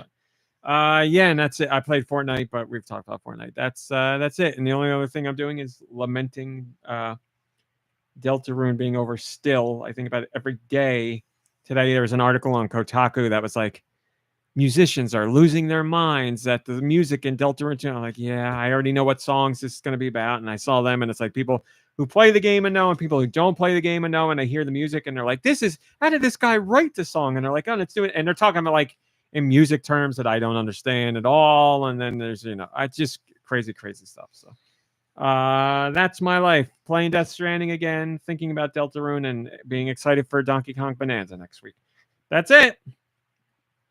Cumulative, I hope it was a fun experience to watch. I will say one thing to you, Cumulative, because it means a lot to me, and I've been saying it a lot with my cousin. I'll say, you're taking too long, and that's all that I'll say, and you'll know what I'm talking about. Questions. Send your questions to goninpod@gmail.com. Where? goninpod@gmail.com. Maybe I will. It can be about Nintendo video games in general, whatever the hell you want. SuperDuperPooperScooper says, hey, crew, it's Pride Month. Uh-oh. It is not Pride Month. We just passed it. But it's every month is Pride Month here at GoNintendo HQ. We got our Master Chief outside on our front porch with his Pride flag out every single day, fighting a good fight. They ask, if you were a drag queen, what would your stage name be? Oh, I am not nearly inventive enough to think of that on the fly. Drag queen name generator. I mean, if you guys have... I am clueless. Clueless. You could dress up like what's her name? Alicia Silverstone's character in that. That's not a fun generator. Isn't it like Sorry. Cher or something? What do you currently do in life? Cher is not. No, this one sucks. She's a woman. She's not just. Name a woman. I wasn't calling it Cher. She looks great. She's like what, 98 or something now? She's not 98. She's like 70 something. So I just did a random drag queen name generator. Came up with Bobo LaRue, which I don't hate. That's pretty good. And my dad, Chesty when I LaRue. would go, my dad, when I would go to bed when I was a little kid, or when it was time for bed, my dad would always say bedtime for Bobo. So this makes sense. Bedtime for Bobo is the Ronald Reagan monkey movie. But my dad would always say that. So Bobo LaRue makes sense for me. There's also Sir Mingle Lush and Siren Spectacular. That's not a good one. Let's generate again. Rex Fabulous. Oh, this is the winner right away. I'm going to skip it. Chet Chiffon. And the one that I skipped because I love it. Barry Dazzle. Ooh, that's a really good Doesn't one. sound like a drag name, really. Just like a great name. Barry Dazzle. Yeah, That's that's really really good. good. Bobo, yes. Bobo's what I said. Raw Meat Cowgirl. Yeah, that fits. That works too. If we were to do like porn star names or whatever of like using The street you grew up on, the name of no. your first pet. well, no, the mother's maiden name. Buster Beechwood. I could like fudge it a little bit and be Gina Naughty. Oh, Um, I definitely say the fudging is worth it for that. That's a Yeah. great one.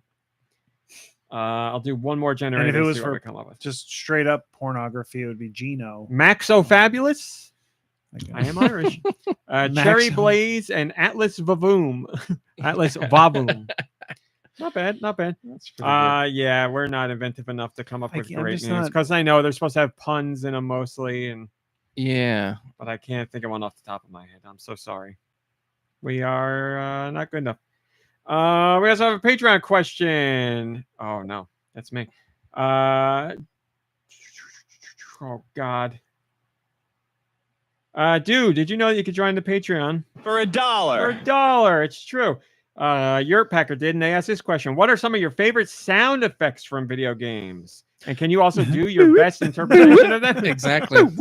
Yep. Oh, that was it, exactly. Favorite sound effects. Go ahead. No, go. For some reason, it just came to my head like the sound in Battletoads when you like hit punch multiple times and then it's the kick. That final kick That big- noises. yeah, yes, with the it's big very foot. like thuddy and crunchy. Oh, I can hear it perfectly. and with the graphic of like the large foot like Yeah. pushing you, Yeah. it all works together and you feel it. You feel the impact. I agree. Great sound design in game does that. Battletoads sound. It's like juicy. There's something like Man. Yeah, that's good. I'm hearing a lot of good sounds in my head still. Lots of great sound effects in this game. It doesn't have a breakdown of them, unfortunately. I mean, the pause sound in Battletoads Oh, is yeah. infamous. Oh yeah, that's good. So good. I put Angry Video Game Nerd on the map back then. The noise of a bullet hitting an enemy in Mega Man 2. It's all Mega Man's basically, but that like crunchy noise. Oh, I love that sound. It's just there's something about it that's so satisfying to me. It just feels so good. The punching sound effects in Streets of Rage 2. When you hit somebody with a pipe and that Yeah. Yeah. like that is really Those great. low quality, there's something about the crunchiness to them that makes them so much more satisfying. That like, I don't think the modern day sound effects in those games do a good enough job of capturing that feeling. Like, I'm sure you could get a modern day crisp, clean sound effect that sounds really good for an attack, but I very rarely hear anything that measures up to those classic sounds. They just feel they're very. Yeah. It makes the moves you're doing so much more satisfying. Everything, like not everything, but so much of it now, it's like sound effects are natural. Like they all make sense within that environment. Whereas like Yeah. the 8-bit, 16-bit, whatever, like they were a little bit more inventive, I guess. And I can still hear the sound, like the sound of when you're playing Punch Out and you get like a star punch and it gives you that little bling, like that, or when you knock somebody out and you hear the woo, like them, like that, the slippery foot sound. Yeah, I can hear it in perfectly my head. in my head. I it's like a can't do that skedaddle one. sound. Um, Yeah. I mean, the sound of the crowd in that game, like I hear it, like it's wait, right which here one? forever. Punch Out. Yeah. Like as soon as you Oh, the press return and it's like you hear the bell ring and it's like ding ding ding. I mean, that's the song, but Roth says, I like the punchy pop when landing a shell in Mario Kart World. I know what you're talking about. That is a really good one. Yeah. But yeah, the Punch Out, every sound effect in that, yeah. Like the punches land, like you feel like they land. You're landing punches. it's very satisfying. The sound from the original Zelda when your sword is fully powered up and you shoot it, I can hear that in my head perfectly. That noise that Link makes when he gets hit in Zelda 2, the little like yeah, something about that. It's really good. 10 Division, I don't know what you're talking about, and I want to hear it. Can you hunt it down for me? They say the sound in Deltarune when you reset the default controls. That's something I've never done. I want to hear the sound. Deltarune is a great one for those kind of sound effects, because a lot of the soundtrack and sound effects are old school 8-bit chiptune kind of thing. So it has definitely that same kind of feeling to it. I sent you that Steve Harvey thing from Deltarune. That was really funny. In chapter 3, the main like new character is Mr. Tenna. And he's like a TV show host and he's got a TV for a head. And the whole episode is like game show / old school TV themed. So like I extra love it. But the fact that somebody took him out and put in Jeff Hardy, Steve Harvey. Steve Harvey is like perfect. And so like it works excellently. The things that, like the images they used of him too, were really, really funny. Because they had to like stretch it in all the way that ways they're stretched and skewed in that video is exactly how the guy in the game is actually like. That's the kind of animation they do for the guy too. So it makes it extra satisfying. There he is. There he is. What's he holding there? That looks his hand. He's going like, here, let me tell you. Yeah. He's got his hand on his knee and he's got his other hand up to his face. Okay. I see it now. I would love to see what you were. So there you go. Yes. Goodbye, Gyoza. Thanks for joining us. And we love you and your support. Thank you very much. Trying to think. There's so many sounds. Every game I think of, it has sounds like Sonic and the rings. Like when you get hit with the rings, when you get hit and you don't have any rings and you die, and it's like that boom. Or like the one when you don't have rings. Yeah. Yes, it's like the yep, I know exactly what you mean. And then I mean the sound when you're Mario in Super Mario Brothers and you're Big Mario and you just jump up and break blocks. Yep. The breaking of the blocks is a very satisfying sound. Yeah. I mean, there's so many. You could go. I love the fire flower sound. Just the put that, like, I can't do any of the sounds, but you know what it sounds like. The noises of the guns in Contra and Super Contra is really good. Even like when you hit a part of an enemy where the shot doesn't do anything, like the ping ping noise, I find that really satisfying. But the death noise in Contra, I love the that noise. It's for some reason it's so good. I don't mind dying when I hear that. I just like that noise a lot. But it's hard. It gets tougher with more modern games because sound design is often made to be like more realistic, so you don't get like that same oomph, but you get it from Nintendo games because they're not trying to be realistic, so all that is still there. I was watching somebody do a speed run of a mod in Super Mario Galaxy on TikTok, and just hearing some of those sound effects again and like Mario's efforts in that game, I was like, oh man, so many good things in there. But Yeah, you don't. The sound in Link's Awakening when you throw a super heavy out. Yep, I know what you're talking about. I remember that one well. The sound of Mario's feet in Mario 64 just running around. Run around in the castle specifically, like the Like and and like I would run for like over a rug and then over the regular floor and be like, this isn't like this Yeah, amazing technology. right? I know what you mean. I would like walk because you can walk like just to the edge just to hear like a different. I was like, they know exactly where the rug starts. They figured it out. Games were never going to get any better than this. And they never did. Never did. Yeah, that classic. I think a lot of that classic sound design is lost in games nowadays because they're so focused on being realistic. And there's nothing wrong with realism, but I think your sound effects need to have punch to really like make an impression. Just because something sounds real doesn't mean it sounds good. Like think of like Star Wars. Like there's so many made up sounds in Star Wars that are iconic and sound so good. Like when we're playing Fortnite, the sounds of X-Wings and TIE fighters and stuff zipping by and like the laser shots firing out. We're all like, oh, the sound design is so good. It really is great. And that's not because it's realistic. It's because it sounded good. Somebody was like, let's put these 4 weird things together and it makes this noise. And that's great. Like the sound of a lightsaber firing up and all that stuff. Yeah, they're all so great. But now we're very focused on realism. Every once in a while I get an anime TikTok where it's like top 5 sound effects in anime. And they're amazing to watch because a lot of animes are filled with fights, and there's fight scenes where it's like somebody will do an insane move and they throw in all kinds of sound effects that are made just for the show, and it's just so much fun to watch, especially if you have headphones in, because it's just awesome. Like, you know, like big explosions followed by like just like low deep rumbles, or like just like a little like somebody will do like a sword slice and it's like a tick, and then like and then a giant explosion. It's just so satisfying.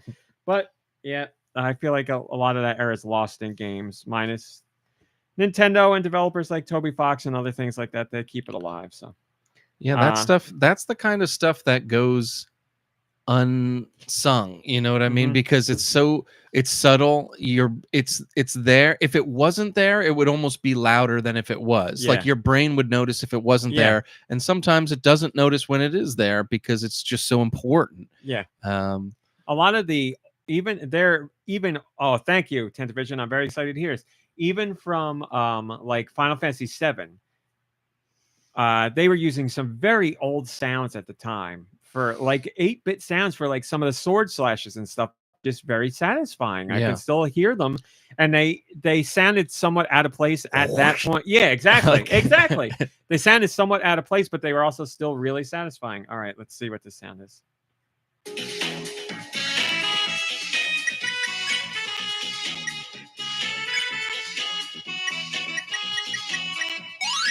Oh, that. It's very Zelda-esque on like the name screen in Zelda, which can't be a coincidence because that's a very similar menu that you were showing. That's cool. Like I said, the new Deltarune, or the chapter 3 of Deltarune, has a portion of it that is like Legend of Zelda, and the noise when you hit enemies is exactly the same as the original Legend of Zelda. It has to be ripped right from the game. So I love the attention to detail. And that's that. That's all we got. We're done. No music, no mom brain. Send your music to GoNintPod@gmail.com. Where? GoNintPod@gmail.com. I will. Help out your local mom brain. Put music in the title. We need more songs. We're down to 165 submissions. So I'm going to have to get to a point where we're going to have to do half the amount of songs. So this is for you, the listeners who don't send anything in. I'm not chastising you, but there are many more people who listen and don't submit than there are listen and do submit. So this is for you. If you've never submitted, we need you, because that section goes away without more submissions. And I know we've been doing this show for 20 years or whatever, but numbers dwindle as far as what. But if you've never sent anything in, now is the time. Now's the time. And that's the make end of the sure show. it's something I know. Make sure it's something Do knows. And sequels for any game. But also make it like really obvious for us, because Do and I don't always get. Hey, Paisanos! It's the yeah. Mega Man 8. I'm trying to think of other games that say what they are. There you go. There you go. Well, if you'll allow me, I'd like to do something that we've never done before. Okay. Deux Views. It's never news. Rumor of the week with Dew Michaels. I thought it was starring. Ladies and gentlemen, It was starring. This one he's never done before. Oh, as okay. you may know, you may have heard that every week I have spiders and flies that go around the video game world. And they bring back a whole bunch of really, really great rumors about whatever. Mostly Charles Martinet or Dark Gary. Mostly the important things like that. Yes, Nicky's right. Very important. very important stuff. But they've come to me today and they've given me something very, very interesting, and I'm about to share it with you folks. But I have to warn you, usually, because the segment's called Rumor of the Week, usually they're rumors. This time, I actually have a true video game news piece for you. You're right to not believe it. On 7-Eleven. So, Free Slurpee Day, French Fry Day. without further ado, here's something true for you. Oh. So we talked earlier about the Animal Crossing Crocs. Remember that? I do. Yeah. So this is actually how it went down. This is how it came about. Nintendo wanted to do a Croc, and they didn't know what type to do.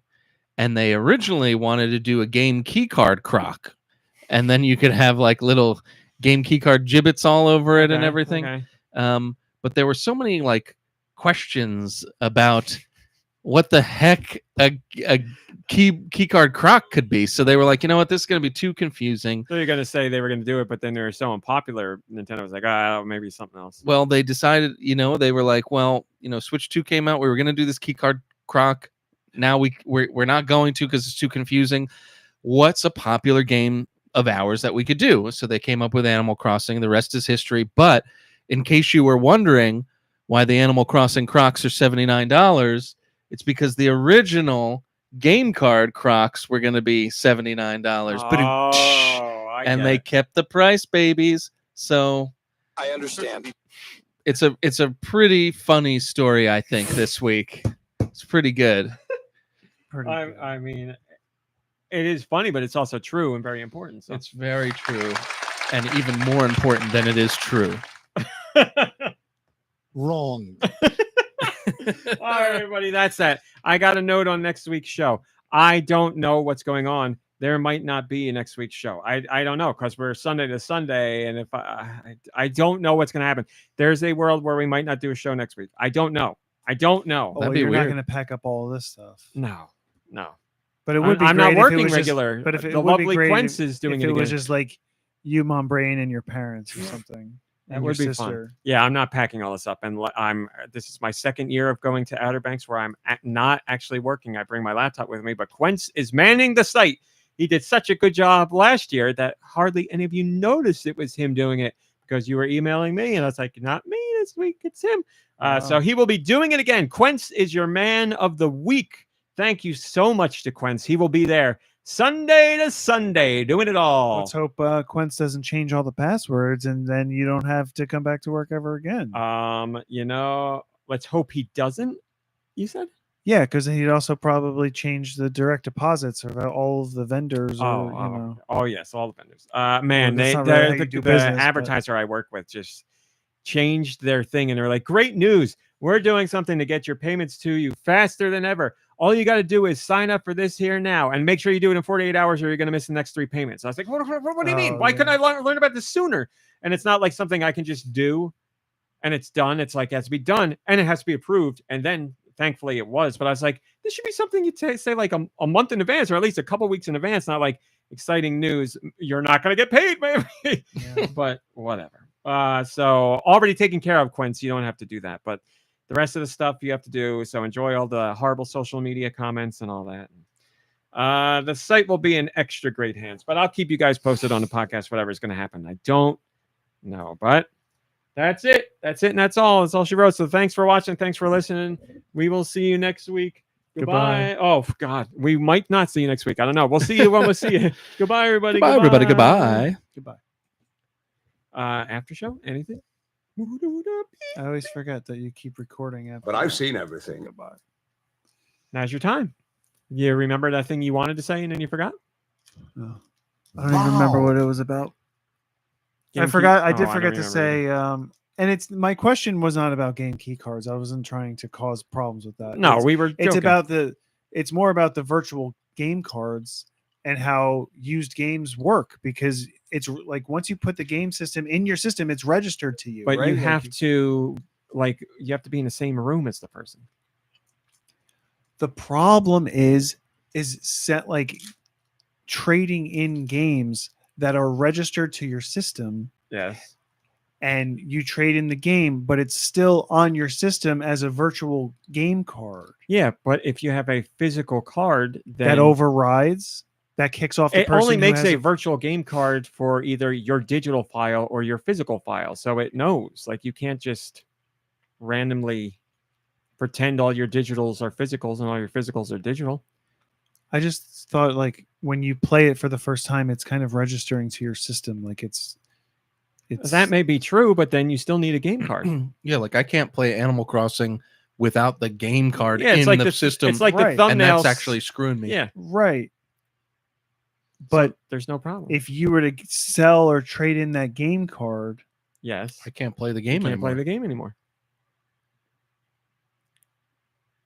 right? I guess it's fine. I just it's like I just want to be clear, and I'm not trying to be mean. It's not an I guess it's fine thing. It's fine. I thing. have to. I maybe I'm just because I've only tried it with virtual games, digital games. Yeah. But I cannot, like, even though I have a Switch and a Switch 2, and I wanted to load up a game that was on my Switch, Yes. everything's transferred to the Switch 2. I can't play it on the Switch. I have to transfer it over. You can't do it without, like, it's there to click on it, but it's not playable. Your digital game? Like, the icon is there. So it'll give you on the Switch 2, you have to approve I'm curious. it, right? You know what? We should just try it. I'm curious. A Pretty game, sure that's how an it works. actual game cartridge that I bought, that I played on my system, give it to you just to play it and see how the whole virtual, because we've only done it before virtual game cards. There you go. Cumulus says virtual game cards let you lend digital games. Game key cards are digital games with a physical key that you can return. I'm or not sell. talking about game key cards. If you were to sell or trade in your game card, it's not your game anymore. Physically. That's the only way to trade something in is physically. But we're talking about it in a digital world where there's digital information too. That's what I'm just trying to understand. If that messes things up for people when they do if you have a physical card, that is it. End all be all. That is the way you access the game. That's it. You cannot play without. But for putting the game games that card you in. have an actual, when you have a physical card, yes, like, it still creates a virtual game card in your system. well, Even it's though just you have like- the physical. Yeah, but it doesn't have the. It's just showing you it's part of your library. There's no virtual game Right. card aspect to that. Right. And I was just wondering, I mean, if it was more of if it was an actual problem of what I'm thinking, it would have been a bigger That's why issue. virtual game cards work, because that they you would have can been talking lend about it. digital games by Right. putting two Switch units close to each other with a game card with a virtual game card representing a physical game that doesn't exist because it's a physical game. So Nintendo doesn't say like, oh, you're good for it, we'll give you a digital one. It's like, no, give him the game card. Right. But like, you still have save information that's tied to that game. Yeah, And like now somebody else like has any it in system, some- just like if you like a PS5 or whatever, it's full of save data. You know, Right. like wipe it before you trade it in. But if you don't, and somebody played it on your system, like they got whatever Call of Duty and they put it in, your save file could be there, and they could pick up where your save left. It's like renting a game at a physical store. You know, you rent whatever, an NES game, and somebody's Zelda game is on there, and you can pick up and start from where they were. But that's it. You still need the game to do it. Your save data stays with you. You don't lend that part out. I know the save data stays. I'm saying whatever. I'm reading to you what cumulative. I is saying. understand. I'm just trying to think if it could still cause problems, but I guess it would cause more problems. 100%. There's no problem. Nothing happens. It can't be It's done. only happened to one person. No, this is a different situation. The thing that happened to the person was Nintendo, based on the story, believes that the game was dumped because Nintendo can have information that we never see about a game, serial numbers and all that other But stuff. somebody took and when that they and online, created- it checks something, and Nintendo's like, what the hell's going on here? Because that should be over here. And they're like, I guess you don't I own that missed game. that part of the story, and I was just trying to understand why somebody selling a game secondhand would cause that problem. Yes, that's and in my head, when you're the virtual game card or like having your memory on your system, what Nintendo was flagged with is something we cannot see. Alright, You're I'm gonna thinking of stop something talking that's about it because it's forward-facing. just So you're okay. It will never happen to you unless you buy Everybody- secondhand and somebody has dumped the ROM. Maybe. I'm not. I don't care about myself. I'm just thinking about for other people. Like, Yeah, and again, like I said, this is one story with one guy who said it was all cleared up, no problem, and that's all there was to it. But yeah, any headline you've seen, I'm guessing, is fear mongering. Like, I'm sure there's like, you don't really own the games that you think you own because Nintendo can stop you from playing them whenever you want. You know, all that crap. you own the rights to play the games, not the actual games themselves. Wrong. All right, everybody, Is that not what he's told us? that was a joke. That was a joke, man. Thanks for clearing that up. No, I don't know if you're being serious with me. All right, we're done here. I hope you enjoyed Yeah, that after show everybody have because I a- don't know what just happened. Neither do I. Thanks for watching. Thanks for listening. Play some games. Rest, relax. Hang out with friends and family. You deserve it. And we'll see you when we see you. Goodbye, everybody. Goodbye. We are done.